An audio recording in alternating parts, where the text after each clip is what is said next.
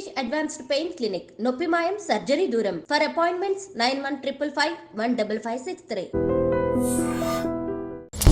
మీరు అప్పట్లో అంత మీకు పరిచయాలు ఉండి మీకు అంత ప్యాషన్ కూడా ఉండింది కదా, మీ అంతటా మీరు తమిళ డైరెక్టర్లు భారతీ రాజా గారు కానీ లేకపోతే మన బాలచంద్ర గారు కానీ ఇటువంటి వ్యక్తుల్ని ఎవరిని మీరు కలిసి ఏదో ఒకటి చేయాలనుకోలేదా?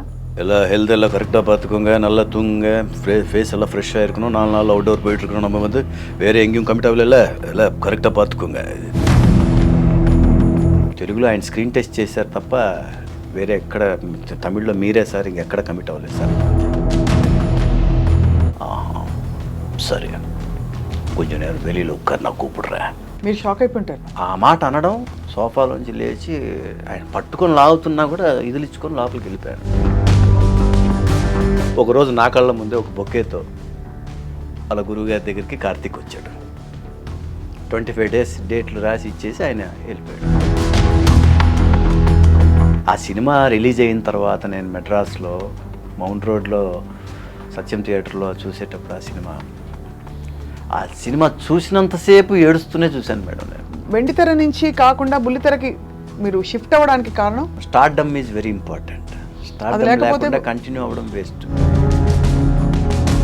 ఎంత బ్యూటిఫుల్ అండ్ అడ్వెంచరస్ లైఫ్ అండి మీది. అందరికీ నమస్కారం and welcome to my special candid conversation. ఆయన చూడటానికి మెగాస్టార్ గారిలా ఉంటారన్నది ఒక వైపు మనం మాట్లాడుకుంటే, రెండో వైపు అక్షరాల బుల్లితెర మెగాస్టార్ అని చెప్పొచ్చు.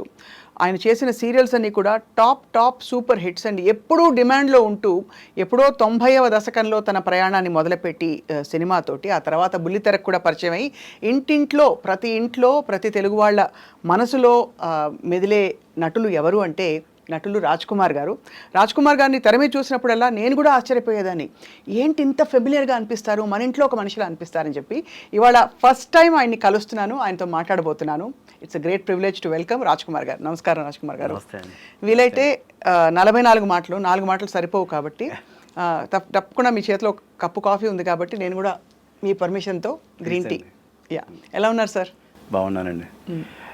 ఫస్ట్ ఆఫ్ ఆల్ నాకు ఐ డ్రీమ్ ప్రేక్షకులకి నా హృదయపూర్వక నమస్కారాలు. తర్వాత ఐ డ్రీమ్ ఇంటర్వ్యూలో నేను మీ ముందు ఉండడం నాకు చాలా హ్యాపీగా ఉంది. ఎందుకంటే మీ యాంకరింగ్ చేసిన ఇవన్నీ నేను రెగ్యులర్గా చూస్తూ ఉంటాను. నేను ముఖ్యంగా ఆర్జీవి గారి ఇవన్నీ ఇంటర్వ్యూస్ అన్నీ నేను కంటిన్యూగా చూస్తుంటాను అనమాట. ఐఎమ్ సో హ్యాపీ ఈరోజు మీ ముందు. Thank you so much. నేను ఇన్ పర్సన్ మిమ్మల్ని చూశాను ఇదివరకు, కానీ ఇవాళ చూసినప్పుడు ఇంకా కొంచెం జలక్ తిన్నానంటారు కదా, అలా ఆ నవ్వుతుంటే అసలు కంప్లీట్గా ఏంటండి బాబోయ్ నిజంగా ఎంతమంది మీకు ఇంతవరకు చెప్పారు, ఒకసారి లెక్క పెట్టారా మీరు చిరంజీవి గారి పోలికలో ఉన్నారు అని? యాక్చువల్గా అండి నేను కాలేజీలో చదువుకునేటప్పుడు కార్తీక్ అంటుండేవాళ్ళండి ఫస్ట్. అప్పుడు ఈ అభినందన, ఘర్షణ ఇలాంటి సినిమాలన్నీ వచ్చిన టైంలో మురళి అని కూడా ఆయన పేరుంది. ఫస్ట్ నాకు నేను విన్న ఆ కంపారిజన్స్ అనేది పుణ్యస్త్రీ అనే ఏదో ఒక సినిమా రిలీజ్ అయ్యిందండి కార్తీక్ గారిది.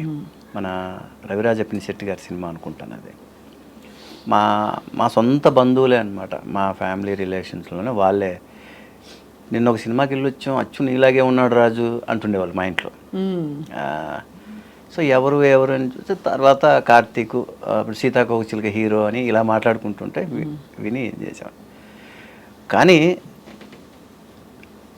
సినిమాకి వచ్చిన తర్వాత ఫస్ట్ నేను చేసింది, కెమెరా ముందుకు వచ్చింది దర్శకరత్న దాసనారాయణరావు గారు నాకు స్క్రీన్ టెస్ట్ చేసి ఆయన తారక ప్రభు బ్యానర్లో నన్ను 3 సినిమాలకి బుక్ చేసుకొని నాకు 1016 అడ్వాన్స్ ఇచ్చారు ఆయన. అమరాజీనామా తారక ప్రభులో, వాళ్ళ బ్యానర్లో.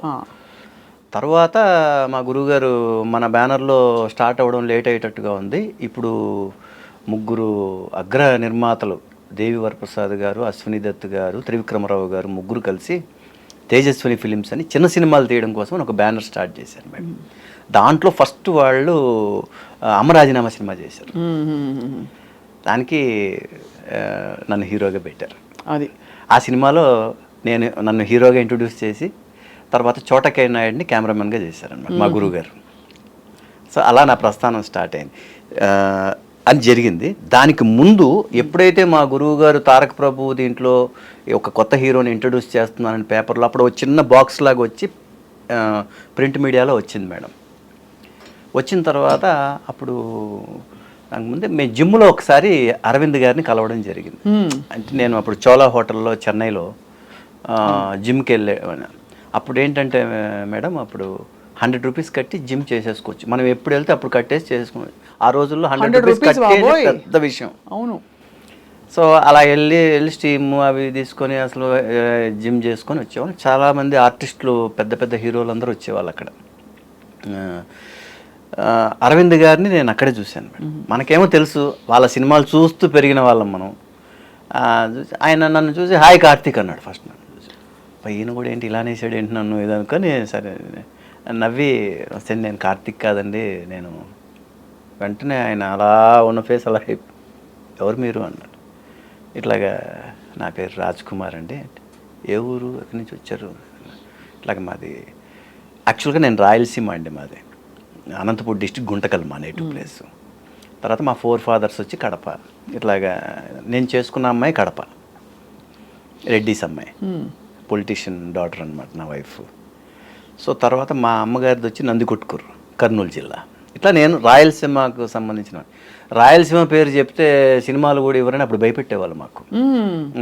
అవును, కొంచెం అగ్రెసివ్ ఇమేజ్ ఉండేది మేడం. సో అందుకనేసి నేను చెప్పకుండా అప్పుడు ఫాదర్ నెల్లూరులో జాబ్ చేస్తుండేవారు. ఇలాగ నెల్లూరు నుంచి వచ్చానండి నేను. సో ఇట్లాగా ఎందుకు వచ్చారు? ఏదన్నా సినిమాలు ట్రై చేసుకుంటున్నానండి. ఇప్పుడు ఏమైనా చేస్తున్నారా అన్నారు. అంటే దాసనారాయణరావు గారు మొన్నే తారక ప్రభు దీంట్లో స్క్రీన్ టెస్ట్ చేసి 3 సినిమాలకు అగ్రిమెంట్ తీసుకున్నారండి. ఓహో అన్నారు. అంతే అండి అని ఓకే అన్నారు. డిస్పర్స్ అయిపోయాం. ఆయన జిమ్ చేసుకుంటున్నారు, నా పాటికి నేను జిమ్ చేసుకుని తర్వాత స్టీమ్ తీసుకొని రెడీ బయటకు వచ్చాం. వితిన్ 2 డేస్లో అండి. నేను మామూలుగా పని ఉన్నా లేకపోయినా రోజు తారక ప్రభు దీనికి వెళ్ళి ఉండేవాళ్ళం అన్నమాట, మా గురువుగారి కాంప్లెక్స్కి వెళ్ళి. ఒకసారి సడన్గా మా గురువుగారి దగ్గర ఉండే అటెండర్ వచ్చి సార్ పిలుస్తున్నారు, గురువుగారు పిలుస్తున్నారు మిమ్మల్ని అనగానే నేనేం తప్పు చేశాను బాబు, పొద్దున్న నన్ను పిలుస్తున్నారు అనుకుని నేను మా గురువుగారి దగ్గరికి వెళ్ళాలంటే భయంగా ఉండేది అసలు. సరే అని వెళ్ళాను. అలాగనే అలా చూస్తున్నారు మా గురుగారు, అలా చూస్తూ నవ్వుతూ అలా ఉన్నారు ఆయన. నేను చూసి సరే ఏంట్రా అప్పుడే నిన్ను పెద్ద వాళ్ళంతా నిన్ను పిలుస్తున్నారు అన్నాడు గురువుగారు. ఏం లేదురా, అరవింద్ ఫోన్ చేశాడు, వాళ్ళు ఏదో చిన్న సినిమా ఒకటి వాళ్ళ నాన్నగారి పేరు మీద అల్లు ఆర్ట్స్ అని ఒకటి మొదలు పెడుతున్నారంట, దాంట్లో చిన్న సినిమా చేస్తున్నారంట, చిన్న సినిమాలు చేయడం కోసమే ఆ బ్యానర్ స్టార్ట్ చేస్తున్నారంట, దాంట్లో నిన్ను హీరోగా అడుగుతున్నారు, వెళ్ళి కలువు అన్నాడు. మనది స్టార్ట్ అవుతుంది, ఈలోపు వెళ్ళి కలువు, అరవింద్ కూడా మనవాడే అన్నాడు ఆయన. సరే అని చెప్పి నేను ఇంకా ఆయన అనడం ఆలస్యం, అసలు క్షణాల్లో వెళ్ళిపోయాం. కామ్దార్ నగర్ అరవింద్ గారు ఆఫీస్కి వెళ్ళిపోయాం. అలాగనే ఏమ్మా మొన్న చూసాం కదా, తర్వాత ఇలాగా మాట్లాడితే ఇలాగ చెప్పారు, ఇలాగ మనం ఓ సినిమా చేస్తున్నాం, దాంట్లో ఇలాగ అనుకుంటున్నాం అని చెప్పి. డబ్బు భలే జబ్బు సినిమా అండి. ఆ సినిమాకి డైరెక్టర్ వచ్చేసి మన కాపుగంటి రాజేంద్ర గారు. అది చిన్న సినిమా, అల్లు ఆర్ట్స్లో. గీతా ఆర్ట్స్ వచ్చి పెద్ద సినిమాలు, అల్లు ఆర్ట్స్ వచ్చి చిన్న సినిమాలు. దాంట్లో నేను రావు గోపాలరావు గారి అబ్బాయినండి.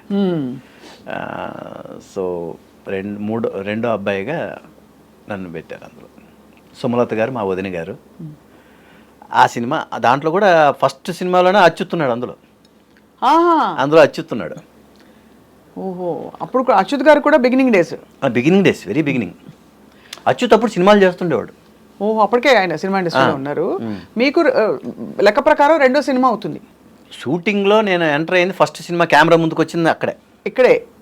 ఓహో, కానీ ఫస్ట్ సినిమా రిలీజ్ అయింది నాది అమరాజీనామా. ఎందుకంటే ఇది నా 7వ సినిమాగా రిలీజ్ అయిందండి. అంత టైం పట్టింది, ఎందుకో చాలా టైం తీసుకున్నారు, 3 సంవత్సరాలు. ఇది మెయిన్ లీడ్ రోలే కదా ఇందులో? ఎందులో అండి? అల్లు గారి సినిమాతో. అల్లు ఆర్ట్స్ దాంట్లో అది వరవు నల్లవురు అని ఒక తమిళ సినిమా అండి, మన విసు గారి సినిమా. అది తెలుగులో వచ్చేసి విసు గారు చేసిన క్యారెక్టర్ వచ్చి గొల్లపూడి మారుతిరావు గారు చేశారు. విసు గారి సినిమాల స్టాంప్ తెలుసు. ఆ తర్వాత అన్నపూర్ణమ్మ గారు. సో అలాంటి స్టోరీ. దాంట్లో ఒక యంగ్ హీరో, పాటలు పాడడానికి ఒకరు ఉండాలి కదండి, డాన్స్లు ఆడడానికి, అలా పెట్టుకున్నారు మమ్మల్ని. So young hero role. So Aravind గారు అలా పెట్టారు. మరి ఆ సినిమా నాకు 7వ సినిమాగా రిలీజ్ అయిందండి. ఈలోపు మా గురువుగారి సినిమా అది అమ్మరాజీనామా స్టార్ట్ అయింది. ఆ సినిమా రిలీజ్ అయిపోయింది ఫస్ట్. సో మా గురువుగారి సినిమా అమరాజీనామా సినిమా ద్వారా ఫస్ట్ నేను వెండి తెరకు పరిచయం ప్రజల ముందుకు రావడం జరిగింది. అప్పటి నుంచి అసలు కానీ ఇంత సహజమైన యాక్టింగ్ మీరు అలవర్చుకోవడానికి నేర్చుకోవడానికి ఎవరు మీకు ప్రేరణ? ప్రేరణ అంటే ఏం లేదండి, నేను మామూలుగా అంటే ఇంట్లో ఎవరైనా రంగస్థలం కానీ? మా ఫాదర్ అండి. మా ఫాదర్ ఈజ్ చాలా దాని పరిషత్తుల్లో ఎన్నో అవార్డులు తీసుకున్న యాక్టర్ అండి ఆయన. ఎన్టీ రామారావు గారి చేతుల మీదుగా ప్రొద్దుటూరు పరిషత్తుల్లో ఆయన బెస్ట్ యాక్టర్గా అవార్డు తీసుకున్నాడు అండి. మరి అక్కడే బీజం పడింది మీకు ఉండి తర్వాత ఆయన సినిమాల్లో ఇదవుతామని చాలా ప్రయత్నించాడండి. కొన్ని సినిమాలు చేశారు, ఎందుకంటే కోడి రామకృష్ణ గారు, కట్టా సుబ్బారావు గారు వీళ్ళందరూ బాగా క్లోజ్ ఫ్రెండ్స్ నాన్నగారికి. సో వాళ్ళ సినిమాల్లో చేశారు ఆయన. చేసి ఆయనకేంటంటే చాలా కీ పోస్ట్ అండి ఆయనది. హీఈస్ ఏ టౌన్ ప్లానింగ్ ఆఫీసర్. యాక్చువల్గా he was a town planning officer that time. చాలా చాలా కీ పోస్ట్ అనమాట. ఆయనకు మెమో ఇచ్చారు గవర్నమెంట్, మీరు వెళ్ళి యాక్టింగ్ మీరు యాక్టింగ్ చేస్తారా అంటే జాబ్ చేస్తారా డిసైడ్ చేసుకుని మాకు చెప్పారు. ఎందుకంటే ఆల్ ద టైం ఆయన లీవ్ పెట్టేసి చెన్నై వెళ్ళిపోతుండేవాడు ఆయన. ఆ టైంలోనే మా నాన్నతో పాటు అప్పుడప్పుడు చెన్నైకి నేను వెళ్తుండేవాడిని. అట్లాగా మనకి ఆ లైట్లు, ఆ కెమెరాలు, ఆర్టిస్టులు, ఆ మేకప్లు ఇవన్నీ చూసి మనకి జోష్ వచ్చేది లోపల. అసలు మనకి అప్పుడే అనుకున్నారు అయితే అంటే ఒకటండి, నాకేంటంటే చిన్నప్పుడు ఎప్పుడు కూడా అండి మనల్ని ప్యాంపరింగ్ చేస్తుంటారు కదా మన చుట్టుపక్కల వాళ్ళు. మా టోటల్ ఫ్యామిలీలోనే నేను ఒక సెంటర్ పాయింట్ లాగా ఉండేవాడిని చిన్నప్పటి నుంచే. నువ్వంతా హీరోలాగా మెయింటైన్ చేస్తున్నావు అది ఇది అనగానే మనం అప్పుడు వినడానికి చాలా బాగుంటుంది కదండి అలాంటివన్నీ. నిజంగానే ఫీల్ అయిపోతుండే వాళ్ళం. సో అలాగా పెరుగుతూ అందరూ అని అని అని అని లాస్ట్కి మా నాన్నతో పాటు ఈ సినిమా షూటింగ్లకి వెళ్ళడం ఇవన్నీ చూసిన తర్వాత ఇంకా ఇంజనీరింగ్ ఊరికే పేరుకి చదువుతున్నానే కానీ అసలు ఊరికే నామకే వస్తే. సో అయితే మరి పూర్తి చేయగలిగారా ఇంజనీరింగ్? చేసామండి, కానీ ఆ మార్కులు చూస్తే బ్రిడ్జులు దొల్లుతాయి అనమాట, పడిపోవు, దొల్లుతాయి. మీరు ఇప్పుడు దొర్లుతాయి అన్నారు చూడండి, చిరంజీవి గారి కొన్ని మేనరిజమ్స్ అలా వచ్చాయి అన్నమాట. సో అక్కడి నుంచి అంటే అది ఎందుకంటే ఐ థింక్ ఈ ఫెమిలియారిటీ బహుశా మాకు చూసి చూసి అలా అలవాటు అయ్యి కూడా ఒక అలా మైండ్ కూడా అలా అలవాటు అయిపోయింది మీ ఇది. బట్ మొత్తానికి అయితే మీరు వెండితెర నుంచి తర్వాత బుల్లితెరకు వచ్చారు. బట్ వెండితెర ప్రయాణం బాగా సక్సెస్ఫుల్గా సాగింది అనుకోవచ్చా మీది? ఆ టైంలో అండి మెడ్రాస్లో ఒక యంగ్ హీరోస్ బ్యాచ్ స్టార్ట్ అయిందండి. నేను, మన శ్రీకాంత్ బ్రదర్ శ్రీకాంత్, తమిళ్లో విక్రమ్, అజిత్, తర్వాత దొంగ దొంగ ఆనంద్, వీళ్ళందరూ అందరు చెన్నైలోనే ఉండేవాళ్ళు. ఇదొక కొత్త మాకు సీనియర్స్ ఎవరంటే మా మీద సీనియర్స్ ఎవరంటే రామ్కే గారు, అరుణ్ పాండ్యన్ గారు, వీళ్ళు సీనియర్స్గా ఉండేవాళ్ళు மேடம். தமிழ் எல்லாம் பேச தெரியுமா? நல்லா பேசுவேன் நான். தமிழ் நீங்க பேசுவீங்களா மேடம்? ரொம்ப ரொம்ப ஃப்ளூயண்டா பேசுவேன். தமிழ் எழுத படிக்க கூட தெரியும். எனக்கும் தெரியும். ఖాళీ గ్యాప్లో అదిதான் நான் కత్తుకిటా. నాను అద్దా. సో ఏంటంటే అక్కడ అలా ఇదవుతూ ఉన్న బ్యాచ్లో మేడం మేము అంతా కళా మాస్టర్ దగ్గర నడిగర్ సంఘంలో డ్యాన్స్ ప్రాక్టీస్కి వెళ్ళేవాళ్ళం. అవును, ఆ రోజుల్లో డాన్స్ మస్ట్ కదా, వెరీ చాలా కంపల్సరీ అనమాట అది. సో మనం ఊరికే ఉండకూడదు, ఏదో ఒకటి.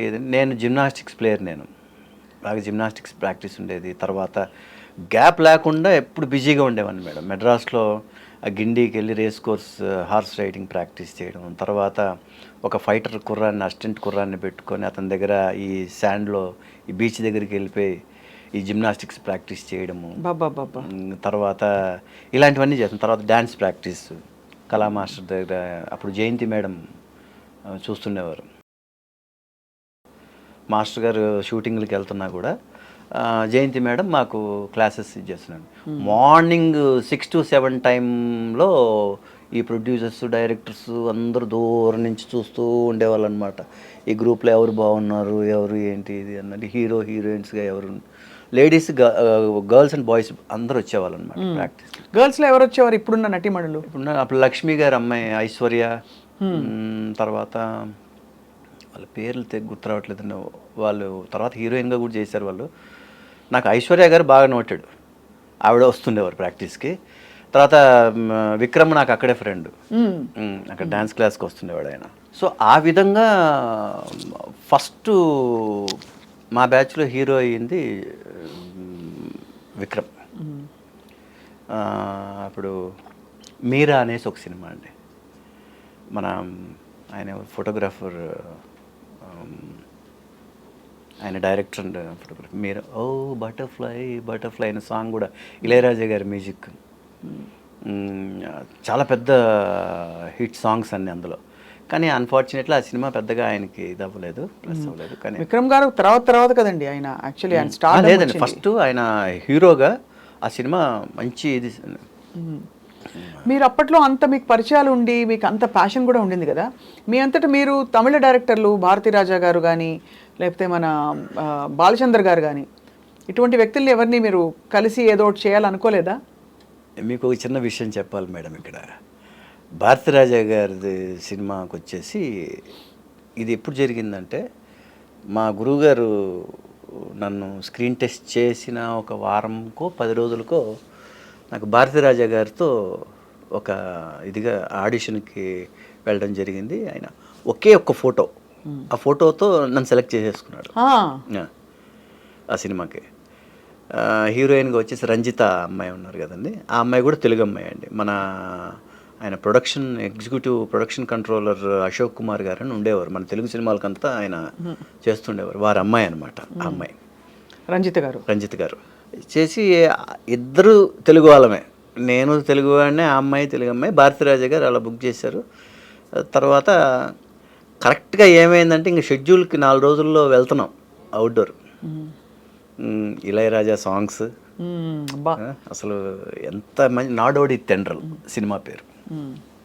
పిలిచాడు రూమ్లోకి, హెల్త్ జాగ్రత్తగా చూసుకో. ఆయన బేస్ వాయిస్, ఆయన ஹெல்த் எல்லாம் கரெக்டாக பார்த்துக்கோங்க, நல்லா தூங்குங்க, ஃபேஸ் எல்லாம் ஃப்ரெஷ்ஷாக இருக்கணும், 4 நாள் அவுட்டோர் போயிட்டுருக்கணும், நம்ம வந்து வேறு எங்கேயும் கமிட் అవ్వలే, எல்லாம் కరెక్ట్గా பார்த்துக்கோங்க. ఇది చెప్తున్నా. నోరు మూసుకొని ఉండొచ్చు కదా నేను. అలాగే సార్, ఎక్కడ కమిట్ అవ్వలేదు సార్, తెలుగులో ఆయన స్క్రీన్ టెస్ట్ చేశారు తప్ప వేరే ఎక్కడ, తమిళ్లో మీరే సార్, ఇంకెక్కడ కమిట్ అవ్వలేదు సార్ అన్నాను. ఆయన ఒక్క సెకండ్ తిరిపి సొల్లు అన్నాడు. ఆయన మళ్ళీ చెప్పు అంటే, ఆయన స్క్రీన్ టెస్ట్ చేశాడు తప్ప తమిళ్లో ఎక్కడ మీరే సార్ ఫస్ట్. సరే కొంచెం నేను வெளியில் உட்கார் நான் கூப்பிடுறேன். అమ్మ బాబోయ్, ఇంకా 4 రోజుల్లో అండి మేము వెళ్తున్నాం. మేము ఎందుకంత ఆయనకి నచ్చలేదా? లేదండి, భారతీరాజా గారు ఆర్టిస్ట్ అంటే ఎవ్వరు ఇంకా వాళ్ళ సైడ్ చూసి ఉండకూడదు, ఏం లేదు. ఆయనే ఫస్ట్ చూసినా, ఏమి ఆయన స్క్రీన్ టెస్ట్ చేసినా అన్నీ ఆయనే చేసి బుక్ చేసుకుని ఇది చేసి, ఆయన రేపు పొద్దున ఆయన హీరోయే అని చెప్పాలి, లేదంటే ఆయన హీరోయినే అని చెప్పాలంట. నాకు నిజంగానే అలా వెళ్ళి అన్నారు, బయట కూర్చున్న హాల్లో. జయకుమార్ అనేసి ఆయన పెద్ద ప్రొడక్షన్ మేనేజర్ ఉండేవారు, ఆయన దగ్గర పర్మనెంట్గా ఆయన దగ్గరే ఉంటారు, అన్ని సినిమాలకు ఆయన చూసుకుంటారు. వైట్ అండ్ వైట్ అలా ఉంటాడు ఆయన, ధోతి కట్టుకొని పైన వైట్ షర్ట్ వేసుకుని వచ్చాడు. ఇలా సోఫాలో కూర్చొని ఉన్నాడండి, ఇలా ఉన్నాడు. నా ఫేస్ మీద ఆయన ఫేస్ ఉంది. తిడుతున్నాడు నన్ను, లిటరల్గా తిడుతున్నాడు తమిళ్లో. నాకు అర్థమవుతుంది ఏదో తిడుతున్నాడు. అప్పుడు తమిళ్ కొంచెం కొంచెం వచ్చాడు నాకు. సార్ నేనేం తప్పు చేశానండి, నన్ను ఎందుకు తిడుతున్నారు?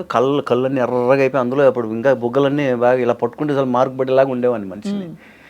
ఆయన ఆ తిట్టను చూసి కళ్ళన్నీ ఎర్రగా అయిపోయి, ఏం తప్పు చేశానండి చెప్పండి అంటే, ఏమయ్యా ఒకవేళ ఆయన స్క్రీన్ టెస్ట్ చేశాడే అనుకో, నువ్వు అది చెప్పాలా ఆయన దగ్గర, నువ్వు నోరు మూసుకొని ఉండొచ్చు కదయ్యా, హీరోని మార్చమంటున్నాడయ్యా, ఇప్పుడు ఏంటయ్యా నువ్వు చేసిన పని అని ఇలా అంటున్నాడండి ఆయన. మీరు షాక్ అయిపోయింటారు. షాక్ అండి, ఆ మాట అనడం. సోఫాలోంచి లేచి ఆయన పట్టుకొని లాగుతున్నా కూడా ఇదిలిచ్చుకొని లోపలికి వెళ్ళిపోయాను నేను. తగ్గేదేలే, రాయలసీమ కదా. అలా అని కాదండి, అంటే కాదు మేడం, భారతీరాజా గారి సినిమా మిస్ అవుతుందంటే అయ్యో ఉంటుంది కదా, అయ్యో ఎంత బాధ అండి అసలు. వెళ్ళి సార్ నేను అబద్ధం చెప్పకూడదని నిజం చెప్పాను సార్, అంతే తప్ప అందులో ఆయన స్క్రీన్ టెస్ట్ చేశారు సార్ తమిళ్లో, ఇంకా మీరే ఇది సార్, ఇది కూడా జరిగింది 1 వీక్ ముందు సార్. అంతే తప్ప నేను ఎక్కడ కమిట్ అవ్వలేదు, కెమెరా ముందుకు వెళ్ళలేదు సార్. నేను మీరే అవుతారు సార్, నేను మీ హీరో అంటే నాకు లైఫ్ వస్తుంది సార్ నాకు. సరేమ్మా ఓకే అవ్వదు ఓకే ఓకే ఓకే. ఈ లోపల దాన్ని తీసుకొచ్చారు బయటికి. రోజు పొద్దున్నే 7:30-8కి వెళ్ళి కూర్చుంటాను మేడం. నా కళ్ళ ముందే సారు అలా కారు దిగి ఆఫీస్ రూమ్లోకి అలా వెళ్ళిపోతూ ఉంటారు. లేచి నిలబడుతుంటాను 9:30కి అలాగ సార్. మళ్ళీ ఈవినింగ్ 5 o'clock ఆయన వెళ్ళేటప్పుడు మళ్ళీ ఇలాగ 1 week. ఒకరోజు నా కళ్ళ ముందే ఒక బొకేతో అలా గురువుగారి దగ్గరికి కార్తీక్ వచ్చాడు. వచ్చి లోపలికి వెళ్ళాడు. ఒక 20 minutes 25 days డేట్లు రాసి ఇచ్చేసి ఆయన వెళ్ళిపోయాడు. ఈ సినిమాకి నాడోడి తండ్రులు. గుండెలా జారిపోయిందా? ఇంకా కార్తీక్ వచ్చి వెళ్ళిపోయిన తర్వాత ఇంకా నేను ఇంకా అర్థమైపోయింది. కానీ లాస్ట్లో ఆయన ఒక మాట అన్నాడు, భారతీరాజా గారు, இது மிஸ் ஆயிடுச்சுன்னு ஒன்றும் நினைக்காதீங்க, நீங்கள் நீ நடிகனா நல்ல வருவேனே. பட் இதில் பண்ணுறதெல்லாம் பண்ணிட்டு இந்த அளவுக்கு అది ఈగోవా ఎన్నాను పురియవే మాటంకరు. అదే ఆయనకి సెంటిమెంట్ అంట మేడం. మనం సెంటిమెంట్ అంటే ఇప్పుడు ఏదో పోనీ మీరు నటించేశారంటే అది వేరు, కానీ అంటే ఒక ఆర్టిస్ట్గా మీ స్ట్రగ్లింగ్ డే, మీ బిగినింగ్ డే బాధాకరం. మొన్న కూడా మేడం, నేను మొన్న ఒక తమిళ షూటింగ్ చేసేటప్పుడు మొన్న కలిసినప్పుడు పాపం వయసు అలా ఉన్నాడు. ఆయన ఏదో తమిళ షూటింగ్ చేస్తున్నాడు, ఆయన సినిమా ఫాదర్ రోల్ ఏదో చేస్తున్నాడు మేడం. అందులో వెళ్ళి సార్ గుర్తున్నానా సార్ నేను, ఇది ఎప్పుడు జరిగింది మేడం, 1990 జనవరి ఫిబ్రవరి మార్చి ఆ టైంలో మేడం ఇది జరిగింది, ఈ ఇన్సిడెంట్ జరిగింది, నాడోడి తండ్రుల మ్యాటర్. సో గుర్తుందా మేడం అంటే జ్ఞాపకం తెచ్చే. కానీ సార్ మీ ఆశీర్వాదంతో ఆర్టిస్ట్గా ఇంకా అలా చేసుకుంటూనే ఉన్నాను సార్ నేను. గాడ్ బ్లెస్ యూ అలా కలిసేసి మళ్ళీ వచ్చాను. ఆ సినిమా రిలీజ్ అయిన తర్వాత నేను మెడ్రాస్లో మౌంట్ రోడ్లో సత్యం థియేటర్లో చూసేటప్పుడు ఆ సినిమా చూసినంతసేపు ఏడుస్తూనే చూశాను మేడం. నేను కళ్ళల్లో అలా నీళ్ళ, ఒక్కొక్క పాట ఇళయరాజా గారి మ్యూజిక్, అందులో ఆ పాటలో, అందులో gold Smith character hero character అనమాట, కార్తిక్ చేశాడు అది. అందులో ఒక బ్రిటిష్ లేడీ కూడా ఉంటుంది, ఇంకొక సెకండ్ హీరోయిన్ కానీ అనమాట. అంత మంచి సినిమా అది. పెద్దగా ఆడలేదు అప్పట్లో ఆ సినిమా, నాడోడి తండ్రుల సినిమా. బట్ హీరోగా నాకు భారతీరాజా హీరో అంటే ఎంత భారతీరాజా హీరో, నాడోడి తండ్రుల్ అలా ఇమేజ్ వచ్చేసిండేది నాకు. అప్పుడు ఈ తెలుగులో చిరంజీవి గారు లాగా ఉన్నారు ఇవన్నీ నాకు, అవన్నీ దాటేసి ఉండేవాడిని మేడం నేను. అవి కాకోకుండా ఇంకో లైన్లో వెళ్ళిపోయి ఉండేవాడిని. ఇవన్నీ ఏంటంటే బట్ మనం ఎక్కడ ఇది కాకూడదు, అన్నిటినీ ఫేస్ చేయాలి మనం. బట్ మరి తెలుగు తెరపైనే మీ ప్రయాణం కొనసాగింది దాదాపు సినిమాలన్నీ కూడా. తమిళ్లో తమిళ్ చేశాను నేను, తెలుగు తమిళ్ కన్నడ 3 languages మేడం. నేను 74 ఫిలిమ్స్లో 27 హీరో మేడం నేను.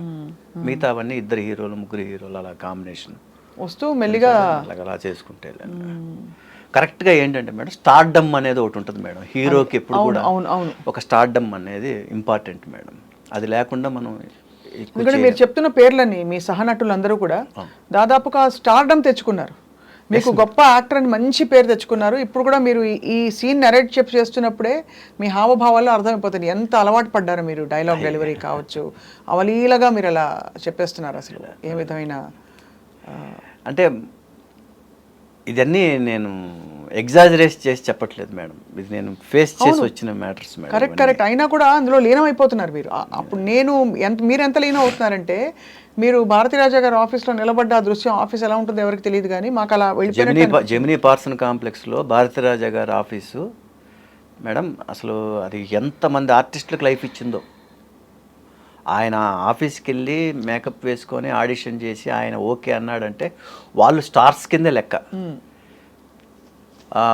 పాత కార్తిక్ మారే ఇరుక తెలుగు ఓకే నో ప్రాబ్లం, నా అడ్జస్ట్ பண்ணிக்கிறேன், నా பேச வைக்கிற தமிழ் ఆయన చెప్పిన మాటలండి. తర్వాత ఆయనకు రా అనేది సెంటిమెంట్ అంట, రాజ్ కుమార్. ఓకే, ఇలాగ అన్నీ ఆయన ఇది చేశాడు మేడం. అన్నీ ఓకే అయిపోయినాయి. కరెక్ట్గా ఇంకా 4 డేస్లో అవుట్డోర్ వెళ్ళడానికి ముందు ఇలా జరిగింది. ఓకే, సరే, ఇదొక విధి. అంతే అంతే అంతే అంతే అంతే. బట్ ఆ తర్వాత మీరు వెండితెర నుంచి కాకుండా బుల్లితెరకి మీరు షిఫ్ట్ అవ్వడానికి కారణం? షిఫ్ట్ అవ్వడానికి కారణం అంటే అది చెప్పాను కదా madam, stardom is very important. Stardom లేకుండా కంటిన్యూ అవ్వడం వేస్ట్. ఇప్పుడు రన్నింగ్ రేస్లో ఉన్నాం మేడం, వెళ్ళిపోతున్నాం ముందు, మధ్యలో మనం అందరిని దాటుకుని నన్ను క్రాస్ చేసి అందరూ వెళ్ళిపోతుంటారు. నేను ఇంకా నో, స్టార్డమ్ లేకుండా మనం ఉండకూడదు. స్టార్డమ్ ఎక్కడున్నా కూడా మనం అప్పటికి నాకేంటంటే నేను దీనికి వెళ్ళా, మన తమిళ్ చేశా, కన్నడ చేశాను. కన్నడలో వెళ్ళిన తర్వాత వెళ్ళిన వెంటనే ఇదే కష్టం ఇంకో చోట పడదామని పడ్డాను మేడం, అంతే మేడం. నేను సో కన్నడ వెళ్ళి అక్కడికి వెళ్ళగానే పేరుది ఇది వచ్చింది. నా పేరు రాజ్ కుమార్. అక్కడ పెద్ద ఆయన ఉన్నారు, కన్నడ కంఠీరవ రాజ్ కుమార్ గారు ఉన్నారు. వెంటనే నేను చేసిన పని ఏంటంటే అప్పుడు ప్రెస్ మీట్ పెట్టాను. ప్రెస్ మీట్ పెడితే చాలామంది నన్ను అలా చూస్తున్నారు, వీడు ఏమీ చేయకుండా ప్రెస్ మీట్ ఎందుకు పెట్టాడు, వీడు ఇంత భారీ ఎత్తున ప్రెస్ మీట్ ఎందుకు పెట్టాడు అన్నట్టుగా చూస్తున్నారు అందరూ. నేను బెంగళూరులో ఇంజనీరింగ్ చదువుకున్నాను కాబట్టి కన్నడ వచ్చి మేడం కొంచెం మాట్లాడగలను. ఒకటే మాట చెప్పాను, ಇವಾಗ ನಾನು ಈ ಪ್ರೆಸ್ ಮೀಟ್ ಇಟ್ಟಿದ್ದು ಸುಮ್ಮನೆ ಇಲ್ಲ, ಒಂದು ಕಾರಣ ಇದೆ. ಏನಾದರೂ ಮಾಡಿದ್ರೇ ಪ್ರೆಸ್ ಮೀಟ್ ಇಟ್ಟರೆ ಚೆನ್ನಾಗಿರುತ್ತೆ. ಆದರೆ ಇವಾಗ ನಾನು ಯಾಕೆ ಮಡಗಿದ್ದೀನಿ ಈ ಪ್ರೆಸ್ ಮೀಟ್ ಅಂದರೆ, ನನ್ನ ಹೆಸರು ರಾಜ್ ಕುಮಾರ್, ಅಪ್ಪ ಅಮ್ಮ ಇಟ್ಟಿದ್ದು ನೇಮ್ ಅದು. ಇವಾಗ ಇಲ್ಲಿ ದೊಡ್ಡವರು ಅಣ್ಣ ಅವರು ಕನ್ನಡ ಕಂಠೀರವ ರಾಜ್ ಕುಮಾರ್ ಅವರಿದ್ದಾರೆ, ಆ ಹೆಸರು ಅವ್ರಿಗೆ ಇರಬೇಕು, ಆ ದೊಡ್ಡವ್ರಿಗೆ ಇರಬೇಕು. ಅದಕ್ಕೋಸ್ಕರ ನನ್ನ ಹೆಸರು ರಾಜ್ ಕುಮಾರಿಂದ ರಾಜ್ ಕಮಲ್ಗೆ ಚೇಂಜ್ ಮಾಡ್ತಾ ಇದ್ದೀನಿ. ಇದು ಚೇಂಜ್ ಮಾಡ್ಕೊಳ್ತಾ ಇದ್ದೀನಿ ಅಂದರೆ ಅದು ಗೊತ್ತಾಗಬೇಕು, ಮಕ್ಕಳಿಗೆಲ್ರಿಗೆ ಗೊತ್ತಾಗಬೇಕು ಅಂದರೆ ಥ್ರೂ ಮೀಡಿಯಾನೇ ನಾನು ಹೇಳಬೇಕು ಆ ವಿಷಯನೇ. ಅದಕ್ಕೋಸ್ಕರ ನಾನು ಈ ಪ್ರೆಸ್ ಮೀಟ್ ಇಟ್ಟಿದ್ದೀನಿ ಅಂತ ನಾನು ಒಂದು ಮಾತು ಹೇಳಿದ್ದೀನಿ. ಇದೇ ಮಾತು చెప్పాను. ನಿಮ್ಮ ಪ್ರೆಸ್ ಮೀಟ್ ಅವರಿಗೆ ತುಂಬಾ రెస్పెక్ట్ లేదు మేడం, నేను సిన్సియర్గా చెప్పాను. అంటే మీరు మీ మంచితనం అది, మీరు అలా చెప్పడం, మార్చుకోవడం, ప్లస్ పెద్ద ఆయనకి ఎంత గౌరవం ఇచ్చారో అర్థమైపోతాను కదండి. మేడం నేను బెంగళూరులో చదివేటప్పుడు రాజ్ కుమార్ గారు సినిమాలు అన్నీ చూసేవాడిని మేడం. నేను చదువుకునే ఏరియాలో ఒకే థియేటర్ ఉండేది, ఆ థియేటర్లో ఏం వచ్చినా చూసేవాడిని నేను. వారానికి 3 రోజులు తెలుగు సినిమాలు వస్తాయి, 4 రోజులు కన్నడ సినిమాలు వస్తాయి మేడం. అందులో అన్ని సినిమాలు చూసేవాడిని. ఆయన పాటలు అంటే చాలా ఇష్టం నాకు, ఇప్పటికీ పాడుకుంటుంటాను ఆయన పాటలు, రాజ్ కుమార్ గారి పాటలు అంత ఇష్టం. సో ఆ విధంగా మనం ఉన్నప్పుడు ఆ పేరు ఆయనకే ఇంకా మనం, అందుకని నా పేరు నేను రాజ్ కుమార్ నుండి రాజ్ కమల్గా మార్చుకుంటున్నాను. అందుకే ఈ ప్రెస్ మీట్ పెట్టాను, అంతే తప్ప వేరే ఏ ఉద్దేశం లేదండి అని. మీ ఆశీర్వాదం నాకు కావాలి అని అనుకున్నాను. మీరు నమ్మరు మేడం, 10 డేస్లో నాకు ఫస్ట్ పిక్చర్ వచ్చింది, కెంపు ముగిలు. దేవరాజు గారు నేను ఇద్దరు హీరోస్ అనమాట, బ్రదర్స్, అన్నా తమ్ముడు కథ. అది స్టోరీయే అన్నా తమ్ముడు కథ. సో అలా చేసుకుని 6 సినిమాలు చేశాను మేడం కంటిన్యూగా. నాకన్నా 1 ఇయర్ 1.5 ఇయర్ ముందు అనుకుంటా సాయి గారు వచ్చారు అక్కడికి, సాయి కుమార్ గారు. ఆయనది అప్పుడు పోలీస్ స్టోరీ ట్రెమెండస్ హిట్ అయింది. ఆయన మాస్ హీరోగా ఆయన పెద్ద హిట్ వచ్చింది. మనం ఏంటంటే సినిమాలు వస్తున్నాయి, చేస్తున్నాం, ఒక ఫ్యామిలీ హీరో లాగా వెళ్తున్నాం. ఎక్కువ మీకు ఫ్యామిలీ ఇమేజే ఉండింది మేడం. నాకే స్టార్డమ్ రావాలంటే ఎప్పుడు కూడా యాక్షన్ మూవీసే చేయాలి మేడం. అవును, కానీ మీరు హార్స్ రైడింగ్ నేర్చుకున్నారు, డాన్సింగ్ నేర్చుకున్నారు, స్టంట్లు నేర్చుకున్నారు, అవన్నీ బహుశా బయట పెట్టే పరిస్థితులు తక్కువ లేదు. ఇప్పుడు నేను తెలుగు సినిమాలో చేసిన వాటిలో అవన్నీ చేశాను మేడం. నేను అవన్నీ సేమ్ మన రాజు మాస్టర్ గారు, విజయ్ మాస్టర్ గారు, విజయ్ మాస్టర్ గారు, వీళ్ళందరి దగ్గర నేను మన సినిమాల్లో మంచి ఫైట్స్ చేశాను, అన్నీ చేశాను. కానీ ఫుల్ ఫ్లెడ్జ్డ్గా నేనే సోలో హీరోగా రౌడీ ఎమ్మెల్యే అని అప్పుడు సినిమా చేశాను మేడం. మంచి ఇది వచ్చింది అది అంతా. కానీ అది ఎలా ఉండాలంటే మేడం, అది కిక్ బాక్సింగ్ లాగా ఉండాలి మేడం, హిట్ అది ఉంటేనే స్టార్డమ్ మేడం. అది క్యారెక్టరైజేషన్లోనే మిమ్మల్ని అలా ఎలివేట్ చేసే డైలాగ్స్ కానీ సన్నివేశాలు ఉండాలి కదా. ఉండాలి మేడం.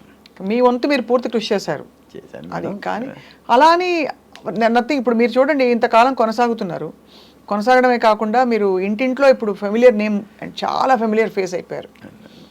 అందరూ మిమ్మల్ని ఇప్పుడు బాగా గుర్తుపడతారు కదా, అయ్యో బాగా మేడం, బాగా. పిచ్చి పిచ్చిగా. ముఖ్యంగా లేడీస్ మేడం. లేడీసే, అవును. వాళ్ళు ఏంటంటే వాళ్ళ ఇంట్లో మనిషిలాగా నన్ను అనుకుంటారు మేడం. అంతే, అంతే. అందుకని అందరికీ ఈవినింగ్ 6 అయ్యే లోపల నేనే డోర్స్ తెచ్చుకుని వెళ్ళిపోయినట్టుగా ఉంటుంది మేడం. వాళ్ళు వద్దురా బాబు, రావద్దురా బాబు అన్నా కూడా మనం ఇంట్లోకి వెళ్ళిపోయి వాళ్ళకి కనపడతాం. దేవుడి దయ వల్ల ఆ ప్రాజెక్టులు కూడా హిట్ అయినాయి అన్నీ. ఎంత హిట్స్. మీరు అసలు ఫాదర్ సన్ క్యారెక్టర్ వేసిన ఫస్ట్ హీరో మీరు బుల్లితెరపై మీరే అని అనుకుంటున్నాను మేడం. ముందేమో నాకు తెలియదు. మనకు తెలిసినంత వరకు, నాకు తెలిసినంత వరకు అంటుండేవాళ్ళు నా పక్కన, వీళ్ళు కూడా అందరూ వీళ్ళు కూడా అంటుండేవాళ్ళు, సీనియర్స్ పెద్దవాళ్ళు. పవిత్ర బంధంలో నేను ఫస్ట్ ఫాదర్ అండ్ సన్ వేసాను మేడం, డ్యూయల్ రోల్. ఫాదర్ అప్పుడే ఈ మాస్క్ షాట్స్ దాంట్లోనే, టీవీలోనే అన్నీ చేసి ఆ సీన్స్ దానికోసమని అలాగా అని అంటుండేవాళ్ళు. అంతకు ముందే ఏమైనా చేశాను అంటే నేను చెప్పడం వచ్చి మన తెలుగులో మేడం. అవును, మన హిందీలో ఆల్రెడీ ఎప్పుడో వచ్చేసినాయి అంట, అది వేరే విషయం. అదే మిగతా లాంగ్వేజెస్లో. అవును. కానీ అంటే ఇంత ఇంత సుదీర్ఘ కాలం పాటు కొనసాగిస్తూ మీ పాత్రల్ని ఇప్పటికి కూడా, అంటే ఏదో ఒక మంచి క్యారెక్టర్లో మీరు మెయిన్ లీడ్ క్యారెక్టర్స్లో మీరు పడ్డం అనేది, అది తప్పకుండా మీ యాక్టింగ్కి, మీరు చాలా న్యాచురల్ యాక్టర్ అండి మీరు. నేను కూడా చూశాను కొన్ని సీన్స్ అవి, సీరియల్స్ అవి. సో అది అక్కడి నుంచే కొనసాగుతూ స్ట్రగుల్ అనిపించింది రాజ్ కుమార్ గారు ఎక్కడైనా లైఫ్? స్ట్రగుల్ అంటే మేడం, ఈ రోజులు ఎలా ఉన్నాయంటే కంటిన్యూగా ఒక 6 నెలలు కనపడలేదు అంటే పెద్ద పెద్ద వాళ్ళనే మర్చిపోతారు మేడం. ఎందుకంటే ప్రజలు కూడా, వాళ్ళు కూడా స్పీడ్ అయిపోయారు. ఇది అయిపోయిందా, నెక్స్ట్ ఏంటన్నట్టుగా వెళ్ళిపోతూ ఉంటారు. ఆ రోజులు పోయినాయి. వాళ్ళే కావాలి మాకు అనే రోజులు పోయినాయి మేడం. సో మనమే కనపడుతూ ఉండాలి వాళ్ళకి. కనపడుతూ ఉండాలని చెప్పేసి మనం ఇష్టం వచ్చినట్టు చేయకూడదు మేడం. దాంట్లో మళ్ళీ మనం సెలెక్టెడ్గా, అది మన ఇంపార్టెంట్. నేను ఏంటంటే మేడం, సీరియల్స్లో కూడా హీరో 2012 వరకు చేసుకుంటూ వచ్చాను మేడం. 2000 సంవత్సరం నుంచి 99 నుంచి 2000 సంవత్సరం వరకు హీరోగా చేసుకుంటూ 2012 వరకు. 2013లో నా ఓన్ ప్రొడక్షన్లో సినిమా ప్రొడ్యూస్ చేశాను మేడం. బ్యారిస్టర్ శంకర్ నారాయణ అని చేశాను నేను.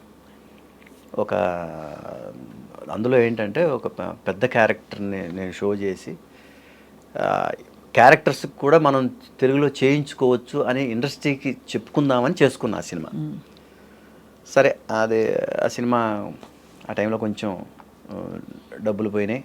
సినిమా బాగుంది అన్నారు కానీ 2013లో 3 కోట్లు పోయింది మేడం.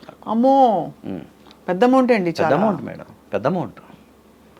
ఎందుకంటే సినిమా మొదలుపెట్టిన ఫస్ట్ శుభం షాట్ దగ్గర, దాన్ని ఏమంటారు, ఓపెనింగ్ షాట్ దగ్గర నుంచి, ముహూర్తం నుంచి సినిమా రిలీజ్ చేసే వరకు పబ్లిసిటీతో సహా అన్నీ నేనే చేసుకున్నాను మేడం. అదే టైంలో కొంచెం నాకు ఈ మార్కెట్ కూడా కొంచెం డల్గా ఉండి, ఇది కూడా అవ్వాల, దాన్ని ఏమంటారు, మన హీరో క్యారెక్టర్స్కి కాదు మేడం, డబ్బింగ్ సీరియల్సా, సినిమాని మనం టీవీలోకి ఇది చేస్తాం కదా, అది కూడా అప్పుడు శాటిలైట్ రైట్స్ కూడా ఆఫ్ చేసి పెట్టున్నారు ఛానల్స్లో, తీసుకోలేదు. వాళ్ళు ఎలా అడిగారంటే షేరింగ్ దీని కింద అడిగారు, నేను ఒప్పుకోలేదు. నేను అవుట్ రైట్కి ఇస్తానన్నాను. నేను తర్వాత అది అలా ఉండిపోయింది. అప్పుడు ఇవన్నీ లేవు. ఇప్పుడు బిజినెస్ బాగుంది.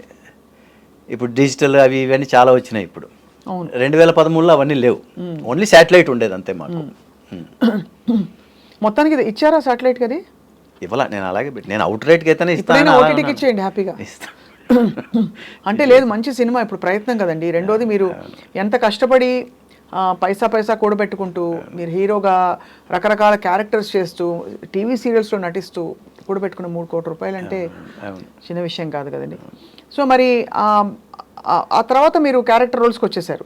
క్యారెక్టర్ రోల్స్ చేయాలని ఆ సినిమా చేశాను. సినిమా ఇప్పుడు 2వ వారానికి సినిమా లేదండి. డిస్ట్రిబ్యూటర్స్ ఎప్పుడు కూడా ఏంటంటే అండి, పెద్ద సినిమాలు లేని టైం చూసి చిన్న సినిమాలకి థియేటర్లు ఇస్తారు. అవును, నాకు అలాగే ఇచ్చారు. ఇస్తే ఏమైందంటే, అప్పుడు పవన్ కళ్యాణ్ గారి సినిమా అత్తారింటికి దారేది ఎడిటింగ్ రూమ్లో హాఫ్ సినిమా బయటకు వచ్చేసింది. ఆయన భోగవల్లి ప్రసాద్ గారు, ప్రొడ్యూసర్ గారు, ఆయన వామ్మో ఇది మనం నెక్స్ట్ మంత్ ఇప్పుడు నేను సెప్టెంబర్ 21 రిలీజ్ చేశాను మేడం. అక్టోబర్ 12 తర్వాత 2 పెద్ద సినిమాలు ఉన్నాయి. అత్తారింటికి దారేది, వస్తావయ్య రామయ్య, జూనియర్ ఎన్టీఆర్ గారిది. ఎప్పుడైతే సగం సినిమా బయటకు వచ్చేసిందో నేను సినిమా సెప్టెంబర్ 21 రిలీజ్ చేశాను మేడం. సెప్టెంబర్ 23 నాకు ఇంకా డేట్లు అలాగే మైండ్లో ఉన్నాయి. సెప్టెంబర్ 23 వాళ్ళది ఎడిటింగ్ రూమ్లో సినిమా బయటకు వచ్చింది, హాఫ్ సినిమా. ఆయన నెక్స్ట్ అక్టోబర్ 12 తర్వాత పెట్టుకున్న సినిమాని ఇమ్మీడియట్గా ఆయన నెక్స్ట్ వీక్, అంటే ఇప్పుడు నెక్స్ట్ ఫ్రైడే, ఇప్పుడు నేను 21 ఫ్రైడే చేశాను, నెక్స్ట్ 28 ఫ్రైడే రిలీజ్ చేశారు ఆయన. నా థియేటర్లన్నీ పోయినాయి. పెద్ద సినిమా అంటే ఇంకేముంటుంది మేడం, ఇంకేముంటుంది. అవును, సినిమా ఏమో బాగుందని చెప్తున్నారు. ముఖ్యంగా నేను ఆ ఓల్డ్ క్యారెక్టర్ని స్పెషలైజ్ చేసుకున్నాను మేడం. దాంట్లో ఆ డబ్బింగ్ చెప్పడం కోసమే 12 రోజులు అవస్థపడ్డాను అసలు. దాన్ని చేసి మనం చేసాం. సెకండ్ వీక్ బాగుంది, పబ్లిసిటీ ఏమో. తర్వాత సినిమా తీసేసిన తర్వాత కూడా 4 వారాలు ఇంకా టీవీలో పబ్లిసిటీ వస్తుంది, ప్రింట్ మీడియాలో యాడ్లు వస్తున్నాయి, కానీ సినిమా లేదు. హోర్డింగ్స్ అన్నీ అలాగే ఉన్నాయి ఇంకా అన్ని చోట్ల, స్టేట్ మొత్తం. అప్పుడు కంబైన్డ్ స్టేట్ మేడం. అవునవును కదా, అంతే. ఏంటి మేడం, ఆంధ్ర సీడెడ్, నేను మయూరి ఫిల్మ్ డిస్ట్రిబ్యూటర్స్. తెలంగాణ ఇది వచ్చేసి నైజాం వచ్చేసి కేఎఫ్సి ఎంటర్టైన్మెంట్స్, మన సునీల్ నారంగ్ గారు వాళ్ళు అనమాట, పెద్ద డిస్ట్రిబ్యూటర్స్. చేసి మనం అంత చేసి అంత పబ్లిసిటీ ఆ రోజుల్లోనే 80 లక్షలు ఖర్చు పెట్టాను మేడం. అబ్బాబ్బాబ్బా, అంత ఖర్చు పెట్టి. ఎందుకంటే చిన్న సినిమాలకి పబ్లిసిటీయే లైఫ్ మేడం. ఇప్పుడు నేను స్టార్ కాదు, మన సినిమాని పబ్లిసిటీ ద్వారానే థియేటర్ వరకు తీసుకురావాలి. పబ్లిసిటీ పెట్టాను నేను. 2వ వారానికి సినిమా ఉంటాయి కదా మేడం, 2వ వారం దాటుంటే నాకు ఓవర్సీస్ రెడీగా ఉన్నింది, శాటిలైటు రెడీగా ఉన్నింది. ఎప్పుడైతే ఇవన్నీ అయినా అన్నీ అయిపోయినాయి అలా మేడం. సినిమా థియేటర్లో తీసేశారు లేదు అన్న తర్వాత నా బాధ దేవుడికి చెప్పుకోవాలి. ఇదిలిచ్చుకొని ఓకే ఇది కూడా ఒక ఇది మనకు లైఫ్లో ఇది అనుకొని చాలా స్ట్రగుల్ పడ్డారు. అంటే ఎంత సక్సెస్ వచ్చిందో పక్కనే మీకు అంటే ఒకటి మేడం, తగ్గిపోయి ఇదైపోయామా ఆర్టిస్టులు అక్కడే మేడం ఉండాల్సిందే. తగ్గామంటే ఒక్కసారి ఫ్లాట్ అయిపోయి దానికోసమని వేరే అలవాట్లన్నీ నేర్చుకునేసి తాగి పడిపోయి, లేకపోతే ఇంకోటి అయిపోయి, లేకపోతే ఇంకోటి ఏదో. మనిషి జన్మ ఎంతో వాల్యుబుల్ జన్మ మేడం. అన్నీ చూసి మనం ఫేస్ చేసి దాంట్లో నిలబడితేనే ఇట్స్ ఎ గ్రేట్ థింగ్. గొప్ప స్ఫూర్తి మీరు ఇస్తున్న మాట. ఇక్కడ చాలా మంది ఆర్టిస్టుల గురించి అలా విన్నాం మనం. అదే మేడం, అవును, రైట్. ఈ సీరియల్స్ సినిమాలు చేస్తున్న క్రమంలోనే మీ పెళ్ళి అయిందండి? మెడ్రాస్ వచ్చిన కొత్తలో 89 డిసెంబర్ 6 మెడ్రాస్లో కాలు పెట్టాను మేడం నేను. మేడం వచ్చి రాగానే మనకు సినిమాలు ఎక్కడుంటాయి మేడం, టీ నగర్లో మా ఇల్లు, మా ఇంటి ఎదురుగా ఒక బంగ్లా, ఆ బంగ్లాలో ఒక కడప పొలిటీషియన్ హౌస్. అది వాళ్ళు ఎందుకున్నారు అక్కడ అదంటే అప్పట్లో ఎక్స్పోర్టింగ్ అంతా షిప్మెంట్స్ కానీ మెడ్రాస్లోనే ఉండేది. సో అందుకని వాళ్ళ family they are from Kadapa, అక్కడే ఉండేవాళ్ళు, ఫ్యామిలీ అంతా అక్కడే ఉండేవాళ్ళు. అలా చూపులు కలిసిన శుభవేళ అన్నట్టుగా కలవడం జరిగింది. తర్వాత మ్యారేజ్. మా లవ్లో ఒకటే ఏంటంటే మేడం, మేము ఏ రోజు కూడా మేము బయట ఎక్కడ కలవలేదు, మాట్లాడుకోలేదు. ఆ రోజుల్లో సెల్ ఫోన్స్ లేవు, ఆ చూపులే అంతే. సో మీరే వెళ్ళి అడిగారా మ్యారేజ్ చేసుకోవాలని అనుకున్నాం? ఎలా అనుకుంటారు సార్, ఊరికే ఇంకా మాట్లాడుకోకుండా? అదే చెప్తున్నాను మీకు, మీకు అదే చెప్పాలి. ఆ అమ్మాయి ఏం చేసిందంటే, నా వైఫ్ ఇంటి నెంబర్ చెప్తే ఫోన్ నెంబర్ తెలుస్తుంది కదా, మా ఓనర్స్ నెంబర్ కింద వాళ్ళు ఓనర్స్ ఉంటారు, మేము పైన ఫస్ట్ ఫ్లోర్లో ఉండేవాళ్ళం. అప్పుడు ఫోను ఓవైటీలో బుక్ చేసుకుని 1.5 years పట్టేది. అవును, బుక్ చేసుకున్నాం. వచ్చిన తర్వాత అది ఎప్పుడు కొత్తది తెలియదు, పీపీ కాల్ అని కింద ఉండేది. ఒకసారి పీపీ కాల్ మీకు అంటే కట్ చేస్తే మనం ఎవరినైతే ఆ అమ్మాయిని చూస్తున్నామో ఆ అమ్మాయి మాట్లాడుతోంది అక్కడ. అంతే, ఒకేసారి మాట్లాడుకున్నాం, ఒక్కసారి అంతే. ఏమని మాట్లాడుకున్నారు? అంతే. మీరు సిగ్గుపడుతున్నారు సార్ మరి. అంటే అప్పటికి ఇష్టం ఏర్పడిందని అర్థమైపోయింది. ఏర్పడిన తర్వాత చాలా కాలం తర్వాత ఇది కూడా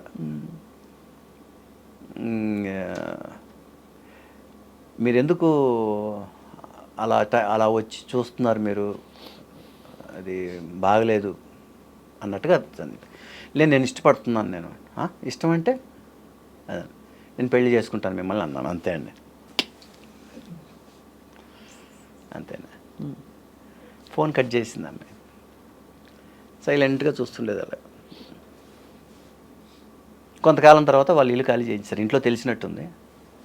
ఎందుకు అని అడిగితే తర్వాత నేను మా ఆవిడని అడిగితే ఎందుకు తర్వాత ఉన్నట్టు ఖాళీ చేశారు ఇదంటే, నువ్వు అన్న మాట మా అమ్మతో చెప్పాను, మా అమ్మ మొత్తం ఇల్లు ఖాళీ చేయించి తీసుకెళ్ళి. సో అయితే మరి తర్వాత అంతే అండి, సెట్ అయిపోయింది. ఏం సెట్ కాలేదు. 90లో మొదలైన ప్రేమ 95లో పెళ్లి చేసుకున్నాను నేను. అప్పటి వరకు మరి ఇల్లు ఖాళీ చేస్తే మీరు ఎలా కలిసేవారు? ఏం లేదు, 92లో ఇంటికి వెళ్ళిపోయి తాళి కట్టానండి ఫస్ట్ టైం. అంతే. తను కూడా ధైర్యంగా ఒప్పేసుకున్నారు. అంతే అంతే. అప్పుడు నన్ను ఉయ్యాలు ఊపి పడేసినట్టు ఊపేసి పడేశారు. అప్పుడు తర్వాత ఆ తాలిబొట్టు తీసుకెళ్ళి తిరుపతి హుండీలో వేసారు. ఆ అమ్మాయిని తర్వాత చెన్నైకి రానివ్వలేదు. తర్వాత ఆ అమ్మాయి మర్చిపోయినట్లు ఇది చేసి, ఆ అమ్మాయి ఇంక మర్చిపోయిందిలే ఇంక తీసుకెళ్దాం అన్నట్టు అలా తీసుకొచ్చిన తర్వాత మళ్ళీ 95లో ఇద్దరం వెళ్ళిపోయి గుళ్ళో పెళ్లి చేసుకొని, ఇంకా తర్వాత ఇంకా శుభం. మా పెదబాబు పుట్టిన తర్వాత మళ్ళీ కలిసాం. ఆ టైంలో దొరుకుని ఉంటే ఇంకా కడప వాళ్ళ సంగతి మీకు తెలియదేముందండి అసలు ఆ టైంలో పెద్ద అదొక హిస్టరీ మాది మ్యారేజ్. అంటే అప్పుడప్పుడు మా నాన్న అంటుంటాడు, ఒరే నీ జీవితంలో నువ్వు ఏం చేస్తావో ఏమో నాకు తెలియదు కానీ అన్ని సెన్సేషన్స్ లాగానే మమ్మల్ని టెన్షన్ పెడుతుంటావు నువ్వు అంటుంటాడు.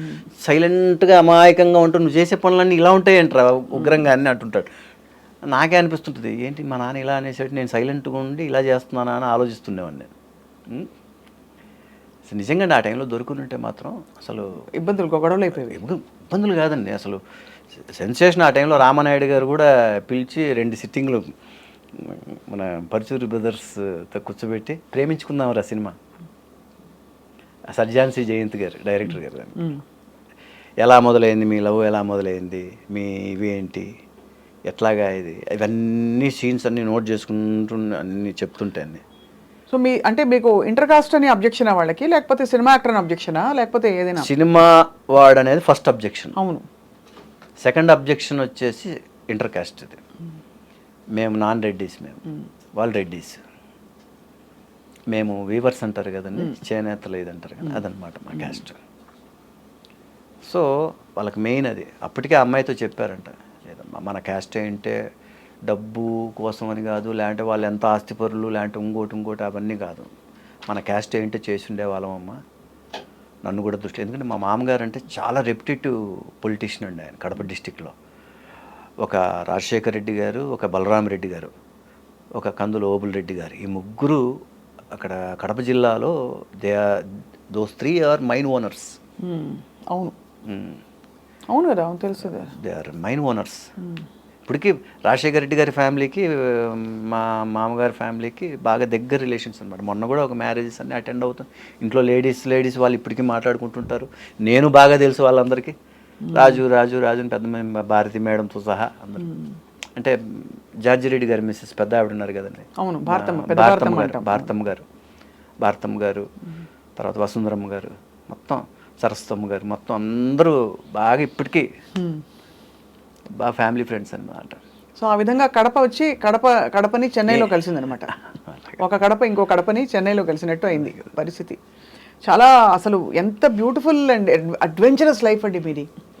అక్కడ మీరు తెరంగేట్రం చేయడం, మళ్ళీ భారతీరాజా గారి సినిమా మిస్ అవ్వడం, మళ్ళీ ఈ లోపల మీకు ఇలా ప్రేమాయణం ఏర్పడడం, ఇన్ని ట్విస్టులు రావడం సినిమా కథలో. అక్కడ మళ్ళా నాకు ఎప్పుడైతే ఇప్పుడు కార్తీక్ లాగా ఉన్నాను అని అరవింద్ గారు ఆ రోజు పెట్టుకున్నారేమో నన్ను, నాకు ఈ రోజుకి పెద్ద క్వశ్చన్ మార్క్. కెమెరాలో లోక్ సింగ్ గారు కెమెరామెన్, ఇదేంటిది కార్తీక్ లాగా ఉన్నాడు చిరంజీవి లాగా కనపడుతున్నాడు ఏంటి అని అనుకున్నారేమో. ఏం జరిగిందో నాకు తెలియదు. ఆ తర్వాత అవన్నీ చిరంజీవి గారు ఏం చేస్తున్నా కూడా అదే వస్తుండేది. అందులో ఆ, ఆయన చేసే కోరియోగ్రాఫర్లే నాకు కోరియోగ్రాఫర్లకు వచ్చేవాళ్ళు. మేబీ సేమ్ మూమెంట్స్ వల్ల అలా అనిపించేదేమో. ఫిజిక్ కూడా అలాగే ఉండడం, అలాగే ఇది అవ్వడం, ఇంకా అది అలా జరిగిపోయింది మేడం, అంతే అలాగా. సో దానివల్ల మీకు దానికోసం అని నేను ఒక దాంట్లో మీసం తీసేసి ఒక దాంట్లో హెయిర్ అంతా చిన్నగా పెట్టి తర్వాత నాకే అసహ్యం అనిపించింది. వద్దురా బాబు, మనం ఎలా ఉండాలి అలాగే ఉండాలి అని చెప్పేసి మళ్ళీ మామూలుగానే ఇదైపోయాం. కానీ అదే అంటే మీకు అలా అందరి పోలికలు ఇలా ఉండడం అన్నది కొంత మీకు మైనస్ అయిందని చెప్పచ్చా? అంటే మీరు అది కాంప్లిమెంట్గా గొప్ప కాంప్లిమెంట్ అయినా కూడా నాకు టీవీ అది రాజ్ కుమార్ అనేది చూపించింది మేడం ప్రపంచానికి. అదే అందుకని మీకు టీవీ రాసిపెట్టి ఉండిందని చెప్పచ్చు. బికాస్ మీరు చేసిన 74 సినిమాలు ఒక ఎత్తు, మీరు చేసిన పవిత్ర బంధం కావచ్చు, ఇది అన్ని అసలు ఇప్పుడు చూడండి మేడం, నెక్స్ట్ స్టార్ట్ అయ్యే ప్రాజెక్ట్ నాది 67వ ప్రాజెక్ట్ నాది మెగా సీరియల్స్లో. 67th మెగా సీరియల్ స్టార్ట్ అవ్వబోతుంది. సీరియల్ లైఫ్ ఎలా ఉంటుంది చెప్పండి రాజ్ కుమార్ గారు? పొద్దున్నుంచి లేచి రాత్రి వరకు 12 గంటలు 10 గంటలు కదా. మనం సైనిక్ స్కూల్లో ఉన్నట్టే మేడం. చిన్నప్పుడు మా నాన్నే అంటుండేవాడు, సరిగా చదువుకోకపోతే రే నిన్ను కోరుకొని సైనిక్ స్కూల్లో చేర్పిస్తారే అంటుండేవారు. నాకు డౌటు, కోరుకొని సైనిక్ స్కూల్లో మాటలతో భయపెడుతుంటాడు ఏంటి నా అనుకుని అక్కడ పొద్దున్న 4 గంటలకు లేపేసి కూర్చోబెట్టి బెత్తం పట్టుకుని కొట్టి చదివించి తర్వాత అది అయిపోగానే క్లాస్ నుంచి రాగానే మళ్ళా దీనికి అదేదో ఇవన్నీ చేయించేవాళ్ళంట, డ్రిల్లింగ్ అని అదని ఇదని ఎక్సర్సైజులని అవన్నీ ఇలాగ ఆల్ ద టైం వాళ్ళని వేసి చితక్కొట్టేస్తారంట స్కూల్లో. అట్లాగా అని భయపెట్టేవాళ్ళు కదండి. ఇప్పుడు నాకు తెలిసి టీవీ కూడా అంతే అండి. అంత డిసిప్లిన్ ఉండాలి. ప్రొడక్షన్ కార్ వచ్చేస్తే వెళ్ళిపోవాలి పొద్దున్నే. మనం నేనేంటంటే నాది ఒక పద్ధతి అండి, నేను మొదటి నుంచి ఒకటి, నాకు డబ్బులు కరెక్ట్గా వస్తున్నాయి అనుకోండి కరెక్ట్గా ఎక్కుతా కారు.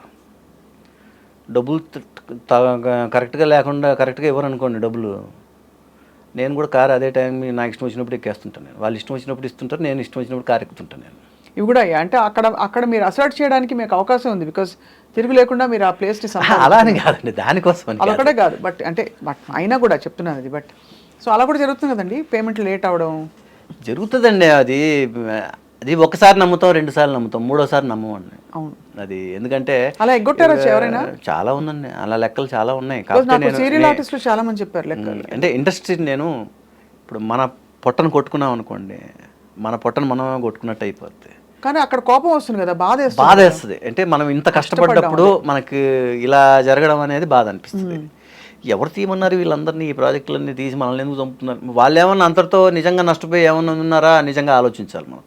వాళ్ళు ఇవన్నీ పెట్టుకుని వేరే ప్రాజెక్టులు కూడా చేస్తుంటారు. అలాంటప్పుడు బాధ కలుగుతుంది. మన ఎందుకు ఇలా చేశారండి. మనకి వాళ్ళు కరెక్ట్గా ఉన్నారంటే నేను కరెక్ట్గా ఉంటాను సార్. నా సిస్టమ్ ఒకటే, నన్ను బాగా చూసుకుంటే నేను అద్దం లాంటి మనిషిని. అద్దంలో నేను నవ్వుతే అది నవ్వుతుంటుంది. మీరు నన్ను బాగా చూసుకుంటే నేను మిమ్మల్ని బాగా చూసుకుంటాను. మీరు నన్ను ఇబ్బంది పెట్టారా, నేను కూడా అలాగే ఉంటాను. నేను ఇలా అంటే అది నా ఇది. దీనివల్ల కొంతమంది నన్ను ఆర్టిస్ట్, నువ్వు ఇంత సీనియర్ ఆర్టిస్ట్, కొంచెం నేను చూసి అందరూ ఏమనుకుంటారు, నువ్వు చేసి కొంచెం ఇది లేదా ఇదంటే, నాకు చెప్పే బదులు ఫస్ట్ వాళ్ళకి చెప్పండి అంటుంటాను నేను. వాళ్ళకి చెప్పి వాళ్ళు ఓకే అంటే నేను కూడా ఓకే, పని చూసుకోండి అంటుండడమే. అంటే ఇది పొగరుగా చెప్పట్లేదు మేడం నేను. ఎందుకంటే మీ హక్కు, మీరు నిజాయితీగా ఇప్పుడు సార్. ఈటీవీ, ఆర్కే రాఘవేంద్రరావు గారి కంపెనీ, కొన్ని కంపెనీలు ఉన్నాయి. తర్వాత రీసెంట్గా శ్రీవల్లి చేసాం, మన అనిల్ కడియాల, ప్రవీణ కడియాల గారి బ్యానరు. ఇవన్నీ ఏంటంటే మేడం డిసిప్లిన్డ్ బ్యానర్స్ ఇవన్నీ. వాళ్ళ దగ్గర వెరీ పర్ఫెక్ట్ వాళ్ళు. సో వాళ్ళ దగ్గర మనం భయపడతాం మేడం. అయ్యో నేను ఒక 15 నిమిషాలు హాఫ్ అన్ అవర్ లేట్ అయిందా, వెంటనే వెళ్ళి సారీ చెప్పుకొని ఇంకోసారి జరగకుండా చూసుకుంటాం మేడం. ఇలా మనమే వెళ్ళి సారీ చెప్తాం మనం. సో వాళ్ళు కరెక్ట్గా ఉండేటప్పుడు మనం కూడా కరెక్ట్గా ఉంటాం మేడం. నేను అది మొదటి నుంచి నేను అది ఫాలో చేసుకుంటాను మేడం. రాజ్ కుమార్ గారు, ఇంతకాలం మీరు 35 సంవత్సరాల మీ ప్రయాణంలో గ్లామర్ మెయింటైన్ చేయడానికి ఏం చేస్తారు? ఏం ఫాలో అవుతారు? డయటా, నిద్ర, లేకపోతే ఏమైనా ప్రత్యేకంగా ప్రోడక్ట్స్ వాడతారా? ఏం లేదు మేడం, ఇప్పుడు నేను ఉన్నాను, ఏమి లేదు, మామూలుగా ఉన్నాను నేను.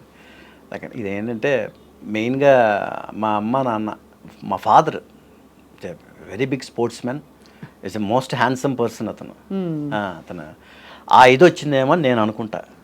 అంతా వచ్చింది, ఆయన హైట్ రాలేదు నాకు. సో ఎక్కడ ఆ హైట్ అంటే బుల్లితెర మీద అసలు ఇమ్మెటీరియల్ కదా. అదే మేడం, నేను ఇప్పుడు నాకు రాఘవేంద్రరావు గారు మాట నాకు ఒకటి చాలా ఇష్టం. ఆయన ఎప్పుడు ఒక మాట అంటుంటారు, మనం బాగా కనపడాలని ఏం చేయాల్సిన అవసరం లేదు, మనలో ఉన్న మైనస్లను తీసేస్తే మన బాగుండేది ఆటోమేటిక్గా బయటకు వచ్చేస్తుంది ఆయన. ఎంత మంచి మాట మేడం. నేను అది ఫాలో చేసుకున్నాను. ఇప్పుడు నాలో మైనస్ హైట్ని ఎక్కడ కూడా వీడు పొట్టివాడు అని అనిపించుకోకుండా జాగ్రత్త పడుతుంటాను మేడం, మ్యాక్సిమం. ఎక్కడైనా ఇప్పుడు నేను ఫర్ ఎగ్జాంపుల్ మేడం శోభనా గారితో చేశా, మీకు తెలుసు కదా మేడం శోభనా గారు. అయ్యో మహా బ్యూటిఫుల్ డాన్సర్, అద్భుతమైన ఫామ్ ఆవిడ పక్కన డ్యాన్స్ సాంగ్స్ చేసేటప్పుడు కూడా ఎక్కడ కూడా నేను తగ్గకుండా మెయింటైన్ చేసి, పాపం ఆవిడ కూడా పాపం అవరు కష్టపడరారు, ఇంకా ఫ్లాట్ చెప్పలు కూడా అని ఫ్లాట్ చెప్పలు తెప్పించుకొని వేసుకునేది ఆవిడ, మన కోసం అంత కోఆపరేట్ చేసేవాళ్ళు. తర్వాత కన్నడలో ప్రేమ గారు, మన శోభనా గారి కన్నా హైట్ ఆవిడ. ఆ కన్నడ సినిమా అయిపోయే వరకు నాకైతే మోకాలు నొప్పులు వచ్చేవి మేడం సాయంకాలం లోపల. ఎందుకంటే 3 ఇంచెస్ మీరు ఆల్ ద టైమ్ మెయింటైన్ చేయాలి మీరు, ఇదంటే అసలు బాబోయ్. ముఖ్యంగా ఒక సాంగ్ ఆ 3 రోజులు 4 రోజులు సాంగ్ అయిపోయేలోపు ఈ రూమ్కి వెళ్ళగానే వేడి నీళ్ళలో కాళ్ళు పెట్టుకుని అలా కూర్చునేవాడిని నేను. అసలు ఆ హీల్స్తో ఆ డ్యాన్స్ ఆడి ఆడి ఆడి అలాగా నాకు అప్పట్లో సినిమాలు చేసేటప్పుడు సాంగ్స్లో నాకు మంచి పేరు మేడం, దేవుడి దయ వల్ల బాగా డ్యాన్స్. దీంట్లో నేను బేసిక్గా డాన్సర్ని కాదు మేడం. ఇప్పటికీ అప్పుడప్పుడు మా ఫ్రెండ్స్ వాళ్ళు వీళ్ళు సంగీత్లో డ్యాన్స్లు, నువ్వు అంత మంచి డాన్సర్వి, డ్యాన్స్ ఆడుతుంటే నేను వెరీ పూర్ డాన్సర్ని. అసలు అలా మ్యూజిక్ పెట్టగానే అలా దాని ప్రకారం డ్యాన్స్ ఆడే అనేది అసలు నాకు లేదు. నేను మాస్టర్ చెప్పింది ప్రాక్టీస్ చేసి చేసేవాడినే తప్ప. ఎలాంటి స్టెప్స్ ఎక్కువ వచ్చాయి మీకు? మాస్టర్స్ దగ్గర కొన్ని సిగ్నేచర్ స్టెప్స్ ఉంటాయి. ఉదాహరణగా తారా ప్రసాద్ మాస్టర్ గారి దగ్గర వాళ్ళకు ఒక సిగ్నేచర్ స్టెప్స్ ఉంటాయి వాళ్ళవి.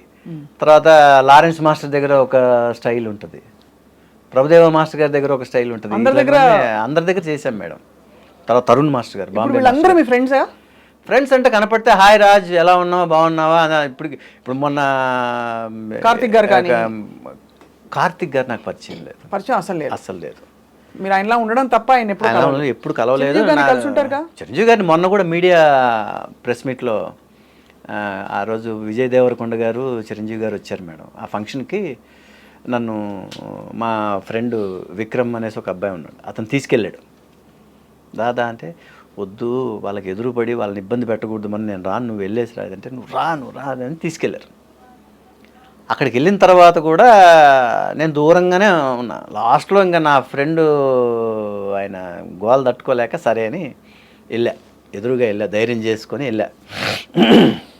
చూడగానే నిజంగా చిరంజీవి గారు హాయ్ రాజ్ వచ్చి హగ్ చేసుకొని, తర్వాత ఇలా పట్టుకుని మీడియా వాళ్ళతో మా ఇద్దరికి ఫోటో తీయండి అని చెప్పి, రాజాతో చెప్పి నువ్వు ఇంటికి రా నువ్వు అన్న. అనగానే అలాగే సార్, అలాగే అన్నయ్య వస్తాను అన్న. రాజా అంటే రాజా రవీంద్ర. రాజా నాకు మంచి ఫ్రెండ్, మొదటి నుంచి మేము ఈ సీరియల్స్లో కూడా కలిసి యాక్ట్ చేస్తూనే వచ్చాం. మాకు తర్వాత నేను చెప్పా, రాజా అన్నయ్య చెప్పాడు నువ్వు ఇంటికి రమ్మన్నాడు, అంటే నేను చెప్తాను. ఫోన్ కూడా తీయట్లేదు ఆ రోజు నుంచి. నాకేం భయపడి చిరంజీవి గారు ఏమనుకుంటారో, రమ్మని చెప్తే రాలేదు చూడని అనుకుంటారు. డైరెక్ట్గా వెళ్దామంటే ఇబ్బంది పెట్టినట్టు మనం అలా వెళ్ళకూడదేమో అని అదొక అడ్డు వస్తుంటుంది నాకు. అదే మీరు ఇప్పుడు సభాముఖంగా చెప్పారు కాబట్టి డెఫినెట్గా అనుభవం ఉన్న వాళ్ళు పెద్దవారు చిరంజీవి గారు కాబట్టి డెఫినెట్గా మిమ్మల్ని, అందులో మీరు ఇంతకాలం ఆర్టిస్ట్గా ఉన్నారు. నాకు ఎంత ఇదంటే చిరంజీవి అన్నయ్యకు మొన్న ఇది వచ్చింది కదండి, పద్మ విభూషణ్ ఇది, తర్వాత గిన్నీస్ బుక్ది. ఇలాంటి సందర్భాల్లో మనం ఖచ్చితంగా వెళ్ళి కలిసి ఇవి చెప్తే బాగుంటుంది అనేది నా ఇది ఇష్టం, కానీ కుదరలా. రాజ్ కుమార్ గారు, మీరు ఆర్జీవి గారితో వర్క్ చేశారా కలిసి? ఆర్జీవి గారిని ఇంతవరకు నేను ఎదురుగా ఎప్పుడు కలవలేదు మేడం. కాకపోతే మన కరోనా టైంలో మేడం కమ్మరాజ్యంలో కడపరెడ్డిలను ఒక సినిమా దీనికి దానికోసమని నాకు ఫోన్ చేశారు. ఫోన్ చేసి ఏమండి ఇలాగా ఆర్జీవి గారి కంపెనీ నుంచి ఫోన్ చేస్తున్నాము, మీకు దీంట్లో వచ్చేసి ఇట్లాగా చిరంజీవి గారు క్యారెక్టర్ మీకు ఇదన్నారు. ఒకే రోజు 2 షాట్లు. అంటే నాకు యాక్చువల్గా చిరంజీవి గారుకి ఇదిగా డూప్గా చేయమని అన్నట్టుగా అది నాకు అర్థమైపోయింది. నేను అవన్నీ పక్కన పెట్టేసి ఆర్జీవి గారి సినిమా ఆర్జీవి గారే డైరెక్ట్ చేస్తారేమో అనే ఉద్దేశంతో నేను ఓకే అండి అనేసా. ఇంకా మిగతా విషయాలు ఏమీ పట్టించుకోలేదండి. ఓకే అనేసా. హైదరాబాద్కి టికెట్ వేసారు. చెన్నై నుంచి వచ్చాను. వచ్చి షూటింగ్కి వెళ్ళగానే క్యారవాన్ చూపించారు. క్యారవాన్లోకి వెళ్ళాను. మేకప్ మ్యాన్ వచ్చాడు, మేకప్ వేశాడు. ఒక ఫామ్ హౌస్లో జరుగుతోందండి షూటింగ్. చూశానండి. ఒకరు చంద్రబాబు నాయుడు గారి లాగా ఒకరు, గోరంట్ల బుచ్చే చౌదరి గారి లాగా ఒకరేమో పవన్ కళ్యాణ్ గారి లాగా ఒకరు ఇలాగ ఉన్నారు. ఓహో, నేను చిరంజీవిని. ఇప్పుడు నేనేం చేయాలని, నేను బేసిక్గా టీడీపీ స్టార్ క్యాంపెయినర్. నేను ఓహో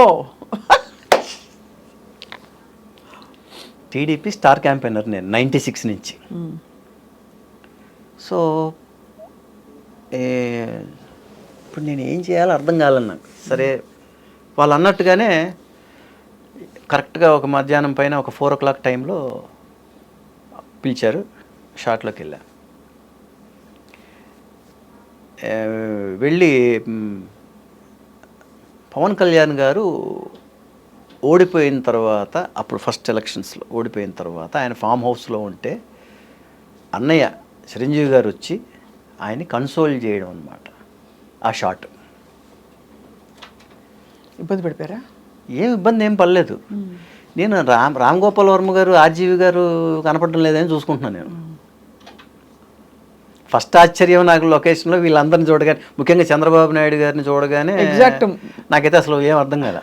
అలా ఉండిపోయింది నేను. ఏ ఊరండి మీది, ఏ ఊరు మీది అని అడిగాను. నాకు తెలియదు. మేము నాసిక్ సే ఆయా అన్నాడు ఆయన. ఒకటే మాట, నాసిక్ సే ఆయా అనగానే ఓహో ఈయన తెలుగు కాదని అర్థమైపోయింది ఫస్ట్ పాయింట్. మనకు చంద్రబాబు నాయుడు గారు వాయిస్ వచ్చేసి మనకు మైండ్లో ఫిక్స్ అయిపోయి ఉంటాం కదండి మనం. ఈయన చూస్తే అసలు క్వైట్ ఆపోజిట్ వాయిస్ ఈయన. మేము నాసిక్ సే ఆయా భయ్యా అన్నాడు. అనగానే ఓహో, నాకు హిందీ రాదు, ఆయనకి తెలుగు రాదు. సరే సైలెంట్గా నవ్వుకున్నాం. మళ్ళీ క్యారవాన్లోకి వెళ్ళిపోయి నేను కూర్చున్నాను. నేను సాయంకాలం షాట్కి రమ్మన్నారు.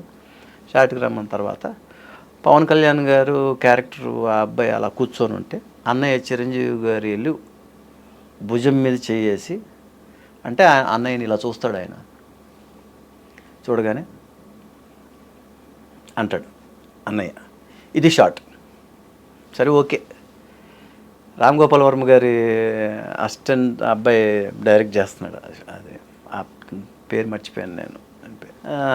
నేనేమో ఆర్జీవి గారి కోసం చూస్తున్నా. సరే అర్థమైపోయింది, ఆయన రావట్లేదు, సార్ అసిస్టెంట్సే చేస్తున్నారని అర్థమైపోయింది. ఆ షాట్ తీశారు. సార్ మీకు అయిపోయింది అన్నారు. మళ్ళీ నైట్ ఫ్లైట్కి టికెట్ వేసారు. నేను నైట్ ఫ్లైట్కి బయలుదేరి చెన్నై వచ్చాను. అక్కడికి అయిపోయిందండి. సినిమా చూసారా ఎడిటింగ్ అయ్యా? సినిమా చూస్తే సినిమాలో ఆ షాట్ లేదు. లేదా? దేవుడా అనుకున్నాను. అంతేనా? నా బాధ ఏంటంటే, ఎక్కడ టీడీపీలో మా వాళ్ళందరూ చూసి ఎక్కడ నువ్వేమో నీకు ఎందుకు బుద్ధి లేదా, నీకు ఎలా చేసేవి ఏంటని అంటారేమో అని అదొక భయం నాకు. సరే అవన్నీ ఏమనరు, కాకపోతే నేను అన్నీ అనేసుకోవడం నేనే. అవును, అంటే అడగరండి, ఎవరు అనరు అనుకోరు. అక్కడ రాజశేఖర రెడ్డి గారికి ఒక టైంలో బాలకృష్ణ గారు ఆయనకి ఎంత పెద్ద ఇది చేశారు ఆయన, రాజశేఖర రెడ్డి గారి టైంలో అవన్నీ జరిగినప్పుడు ఇన్సిడెంట్లు. సో అవి ఖచ్చితంగా politics is separate from art and cinema. And సరే ఇదన్నీ పక్కన పెడితే మేడం, కొంతకాలం తర్వాత మళ్ళీ ఒక 6 months అప్పుడు hardly corona full second wave రన్నింగ్లో ఉంది. ఆ టైంలో ఇంకొకసారి మళ్ళీ వచ్చింది ఫోన్. ఫోన్ చేసి సార్ ఇప్పుడు మీరు మొన్న ఒకే షాట్తో చేశారు, ఇప్పుడు సినిమా మొత్తం మీరు చిరంజీవి గారి లాగా ఉంటారు సార్, చిరంజీవి గారి క్యారెక్టర్ అందులో ఆర్జీవి మిస్సింగ్ సార్ ఇది అన్నారు. ఆర్జీవి మిస్సింగ్ ఏంటి సార్ అంటే ఇందులో టైటిలే ఆర్జీవి మిస్సింగ్, రామ్ గోపాల్ వర్మ గారు ఇందులో కిడ్నాప్ అవ్వబడతారు, అది చిరంజీవి గారు క్యారెక్టర్కి పవన్ కళ్యాణ్ గారి క్యారెక్టర్ మీద పడుతుంది, తర్వాత చిరంజీవి గారు పవన్ కళ్యాణ్ గారు చేరి ఆ కన్ఫ్యూజన్ని ఛేదించి అసలు ఎవరు కిడ్నాప్ చేసింది పట్టుకొని ఫైనల్గా ఆర్జీవి గారిని కాపాడుతారు, ఇది కథ అన్నారు. నాకు ఈలోపే ఫస్ట్ ఆ ఒక్క షాట్కే భయం వచ్చేసింది కదండి. నేను నిజంగా నేను నమస్కారం బాబు నేను చేయలేనండి ఏమనుకోవద్దని నాకు నిజంగా భయం వచ్చేసింది నాకు. అంటే ఏంటండి మీరు కరోనా టైంలో పిలిచి సినిమా ఇస్తుంటే చేయరా మీరు, అందులో ఆర్జీవి గారు అంటే ఇష్టం అంటారు మీరు చేయనంటారండి అంటే లేదండి ఆర్జీవి గారు అంటే చాలా ఇష్టం నాకు, కానీ ఇది నేను కొంచెం ఇట్లా పార్టీలో కొంచెం ఉన్నందువల్ల నాకు కొంచెం భయం వేస్తుందండి, వేరే ఏం లేదు, అలా బాగుండదండి, ఆల్రెడీ ఇది ఉంది నాకు ఇమేజ్ అనేది ఒకటి, మళ్ళీ ఇలాంటివన్నీ చేస్తే ఎందుకంటే అండి గతంలో ఎన్టీఆర్ నగర్ అని ఒక సినిమా చేశానండి, డైరెక్టర్ బాబ్జీ గారు చేశారు, దాంట్లోనే నన్ను చిరంజీవి గారు బాలకృష్ణ గారు నాగార్జున గారు వెంకటేష్ గారు అందరూ అసలు యాజ్ ఇట్ ఈజ్ ఉంటారు, అందులో నేను ఒక్కనే వేరులాగా ఉంటాను నేను సినిమాలో చూస్తే, కానీ చిరంజీవి గారు లాగా నన్ను పెట్టారు అందులో. కానీ ఆ సినిమా వల్ల నాకు వచ్చిన ఒక ప్లస్ పాయింట్ ఏమైందంటే అందరూ అలాగే ఉన్నారండి, నేను మాత్రం సపరేట్గా ఉంటాను. నేను ఏంటంటే చిరంజీవి గారు మాత్రం అలా లేరు యాజ్ ఇట్ ఈస్గా అని అన్నారు ఆ సినిమా చూసి. చూసి అమ్మయ్య నాలా నేను ఉన్నాను అని.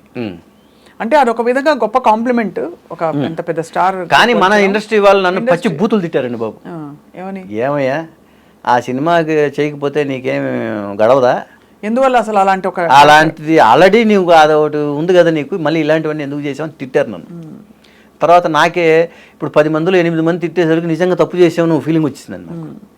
ఏది మీరు అమరాజ్యంలో దాని గురించి మాట్లాడతారా? కాదు, ఎన్టీఆర్ నగర్ గురించి. ఎన్టీఆర్ నగర్ అదే ఎన్టీఆర్ నగర్ ఇలాంటివన్నీ గుర్తొచ్చి నాకు తర్వాత అది చేశానే తప్ప కమ్మరాజ్యంలో కడపరెడ్లు చేశానే ఆ ఒక్క షాట్ చేశానే కానీ రిలీజ్ ఇప్పుడు కూడా భయం వేసిందండి బాబు. రిలీజ్లో మా ఫ్రెండ్స్ మా కొలీగ్ వాళ్ళు వీళ్ళు కొంతమంది వెళ్ళి చూసిందండి, నీ షాటే లేదన్నారు అనగానే అమ్మ బాబోయ్ నమస్కారం అనుకున్నాను నేను.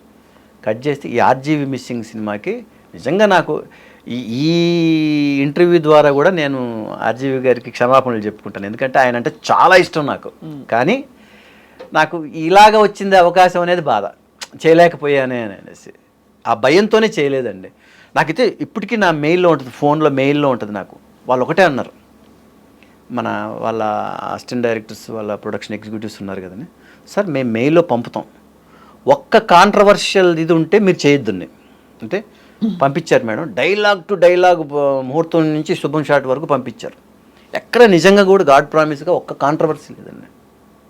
అదొక స్టోరీ, ఒక ఫిక్షన్ స్టోరీ లాగా వెళ్తుంది అంతే అది. కానీ నాకు భయంతో నేను చేయలేకపోయాను. అంత మంచిగా అనుకోవాలండి. అదే మేడం, భయం కాదు, అంతఃస్ఫురణ ఎప్పుడు కరెక్ట్గా ఉంటుంది. మేబీ ఆ టైంలో అది మీరు చేయకపోవడం మీకు కరెక్ట్ ఏమో మేడం. నేనైతే మాత్రం భయంతోనే ఒప్పుకోలే, లేకపోతే ఆర్జీవి గారి సినిమా అంటే ఎవరైనా వదులుకుంటారా అండి? వదులుకోరు. నాకు ఎందుకంటే ఎస్పెషల్లీ నాకు ఆయన బయోపిక్స్ అంటే ఆయనలాగా నాకు తెలిసి ఎవరు చేయరు మేడం. అది కిల్లర్ వీరప్పని చూసి నాకు మతిపోయింది. నాకు అది ఇప్పటికి నేను ఒక 30 సార్లు చూసుంటా ఆ సినిమాని. అంటే ఇన్వాల్వ్ అయిపోతాం మేడం, అసలు ఓ ఇలా జరిగిందా, నిజంగా అలా జరిగిందా అన్నట్టుగా తీస్తారు ఆయన. సో ఆర్జీవి గారు అయితే ఇంతవరకు ఆయన నేను ఎదురెదురు పడిందే లేదు. ఆ ఒక్కరోజు వెళ్ళిన ఆ రోజు కూడా సార్ని ఎప్పుడు కలవచ్చండి అని నేను అడిగా. చెప్తామండి వద్దురు కానీ ఆఫీస్కి. సార్ కూడా చెప్పారు ఒకసారి ఆఫీస్కి పిలిపిద్దామని అన్నారు. అంటే తర్వాత 3-4 సార్లు అడిగా ఎప్పుడు పిలిపిస్తారండి సార్ ఏమని చెప్పారు ఆయన. చెప్తామండి అన్నారు. తర్వాత సో ఆర్జీవి గారితో అలాగే ఇంతవరకు ఫేస్ టు ఫేస్ కూడా కలవలేదు. కలుస్తారు త్వరలో. చూడాలి మేడం, మీ నోటి మాట చూడాలి. చాలా అంటే ఎక్స్ట్రీమ్లీ ఫ్యాసినేటింగ్ స్టోరీ మీది. అంటే ఇలా మీరు ఈ క్రమంలో మీరు అంటే ఇన్ని అప్స్ అండ్ డౌన్స్ అండ్ మలుపులు, బ్యూటిఫుల్ రోడ్స్ అన్నీ కనిపించి చూసేశారు కదా. మీకు రాజ్ కుమార్ గారికి అసలు ఏం కావాలి? మీకు జరిగినంత కాలం చేసుకుంటూ వెళ్ళడమే మేడం. ఎలాగ ఇంకా మా ఫ్యామిలీకి సంబంధించిన బిజినెసెస్ ఇవన్నీ ఉన్నాయి. మనకి ఏది కుదిరితే అది. ఇది ఇప్పుడు ప్రొడక్షన్ చేయాలని ఒక ఇది ఉంది మేడం మైండ్లో. తప్పకుండా చేయండి. టీవీ ప్రొడక్షన్ చేయాలని. సో దీనిలో వెళ్తున్నాం, అందుకే చూడాలి మేడం. మీరు బహుశా ఓటీటీలో మేబీ మీకు మలుపు తిప్పే క్యారెక్టర్ వస్తుంది. చూడాలి మేడం. అంటే ఇంకొక కొత్త ఏమంటారు ఒక అవతారంలో మీరు కనపడతారేమో, ఎవరికి తెలుసు.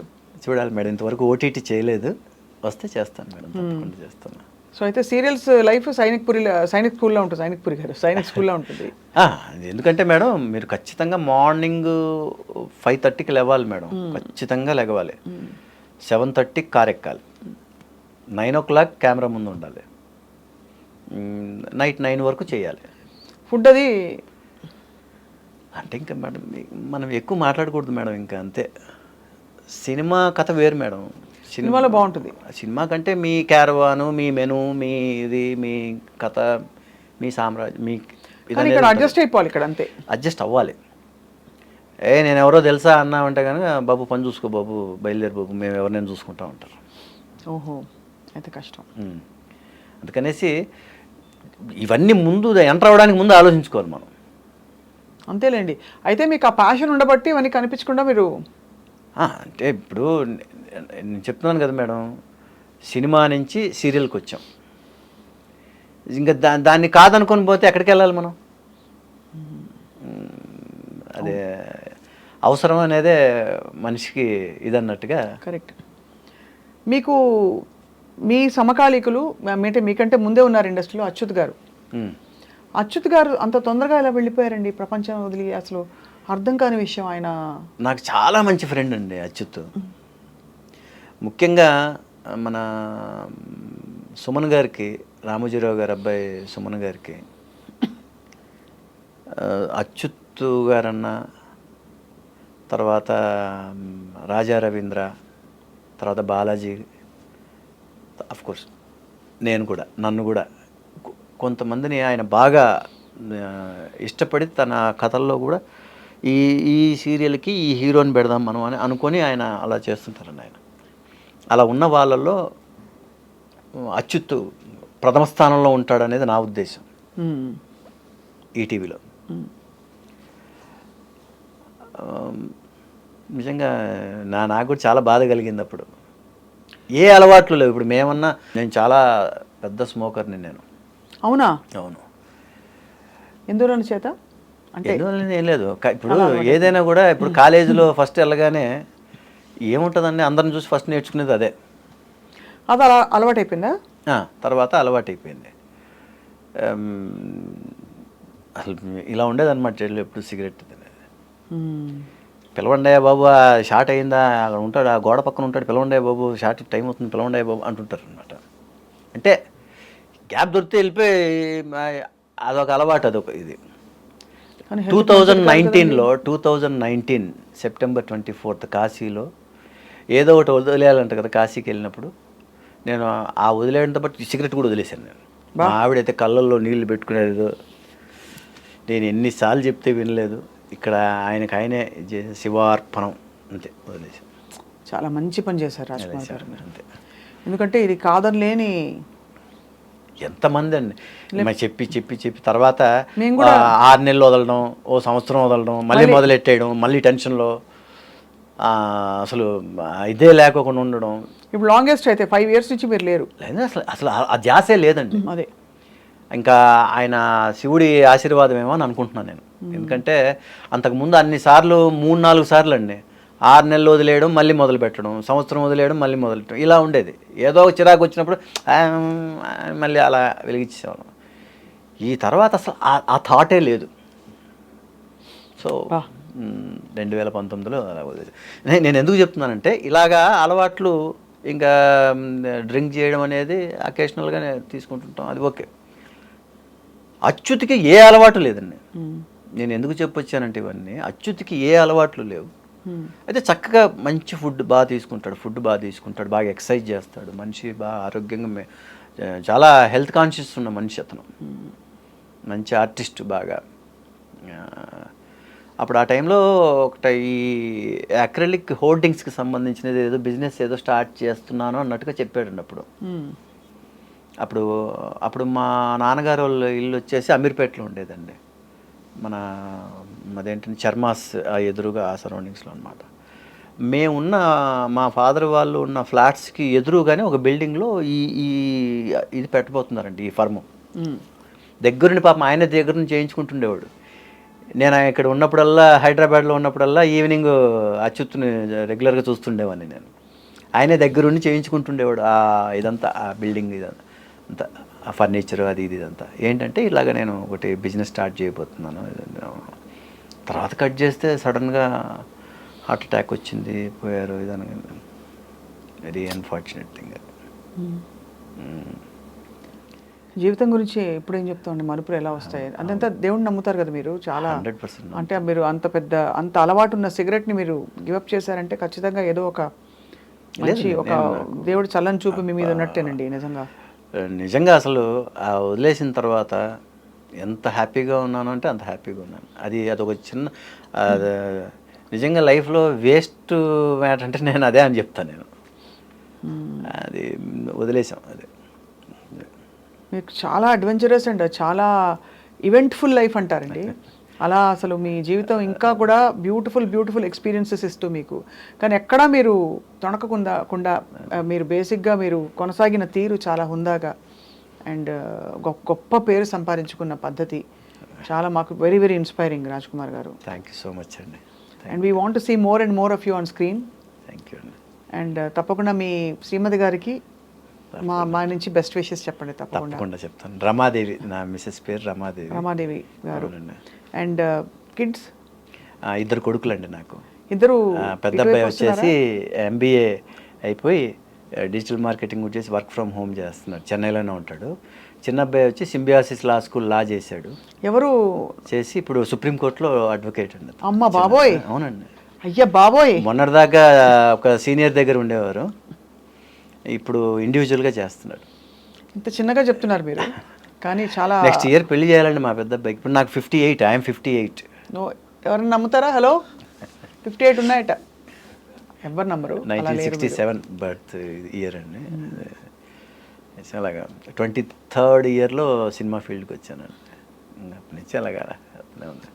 చాలా you have a beautiful life and ahead of you also. I think మంచి ఎక్స్పీరియన్సెస్, మంచి కథలు మీరు అసలు ఫస్ట్ మీరు నరేట్ చేసిన పద్ధతి అండి. తప్పకుండా మీరు డైరెక్ట్ చేయాలి నెక్స్ట్. అయ్యో లేదు అమ్మో. ஏன்னா நீங்கள் நரேட் பண்ணும்போது நீங்கள் அந்த இன்வால்வ் ஆகிட்டு சொல்கிறீங்க, அந்த மெத்தட்லேயே அது ஒரு அங்கேயே நம்ம இங்கேருந்து எழுந்து அங்கே போகிற மாதிரி இருக்குது. ரொம்ப தேங்க்ஸ் மேடம். நீங்கள் சொல்கிறது பார்த்தா எனக்கு தமிழ்லவே பேசணுன்னு மாதிரி தோணுது எனக்கு. தமிழ் பேசுகிறவங்க கிடைச்சா எனக்கு தமிழ் பேசுகிறது ரொம்ப பிடிக்கும். సో చాలా అద్భుతమైన మీ జీవితంలోని విశేషాలు మాతో పంచుకున్నందుకు మీకు ధన్యవాదాలు రాజ్ కుమార్ గారు. థ్యాంక్ యూ అండి. Thank you so much. Wishing you great success and great health and happiness. Thank you అండి. Thank you so much. Thank you.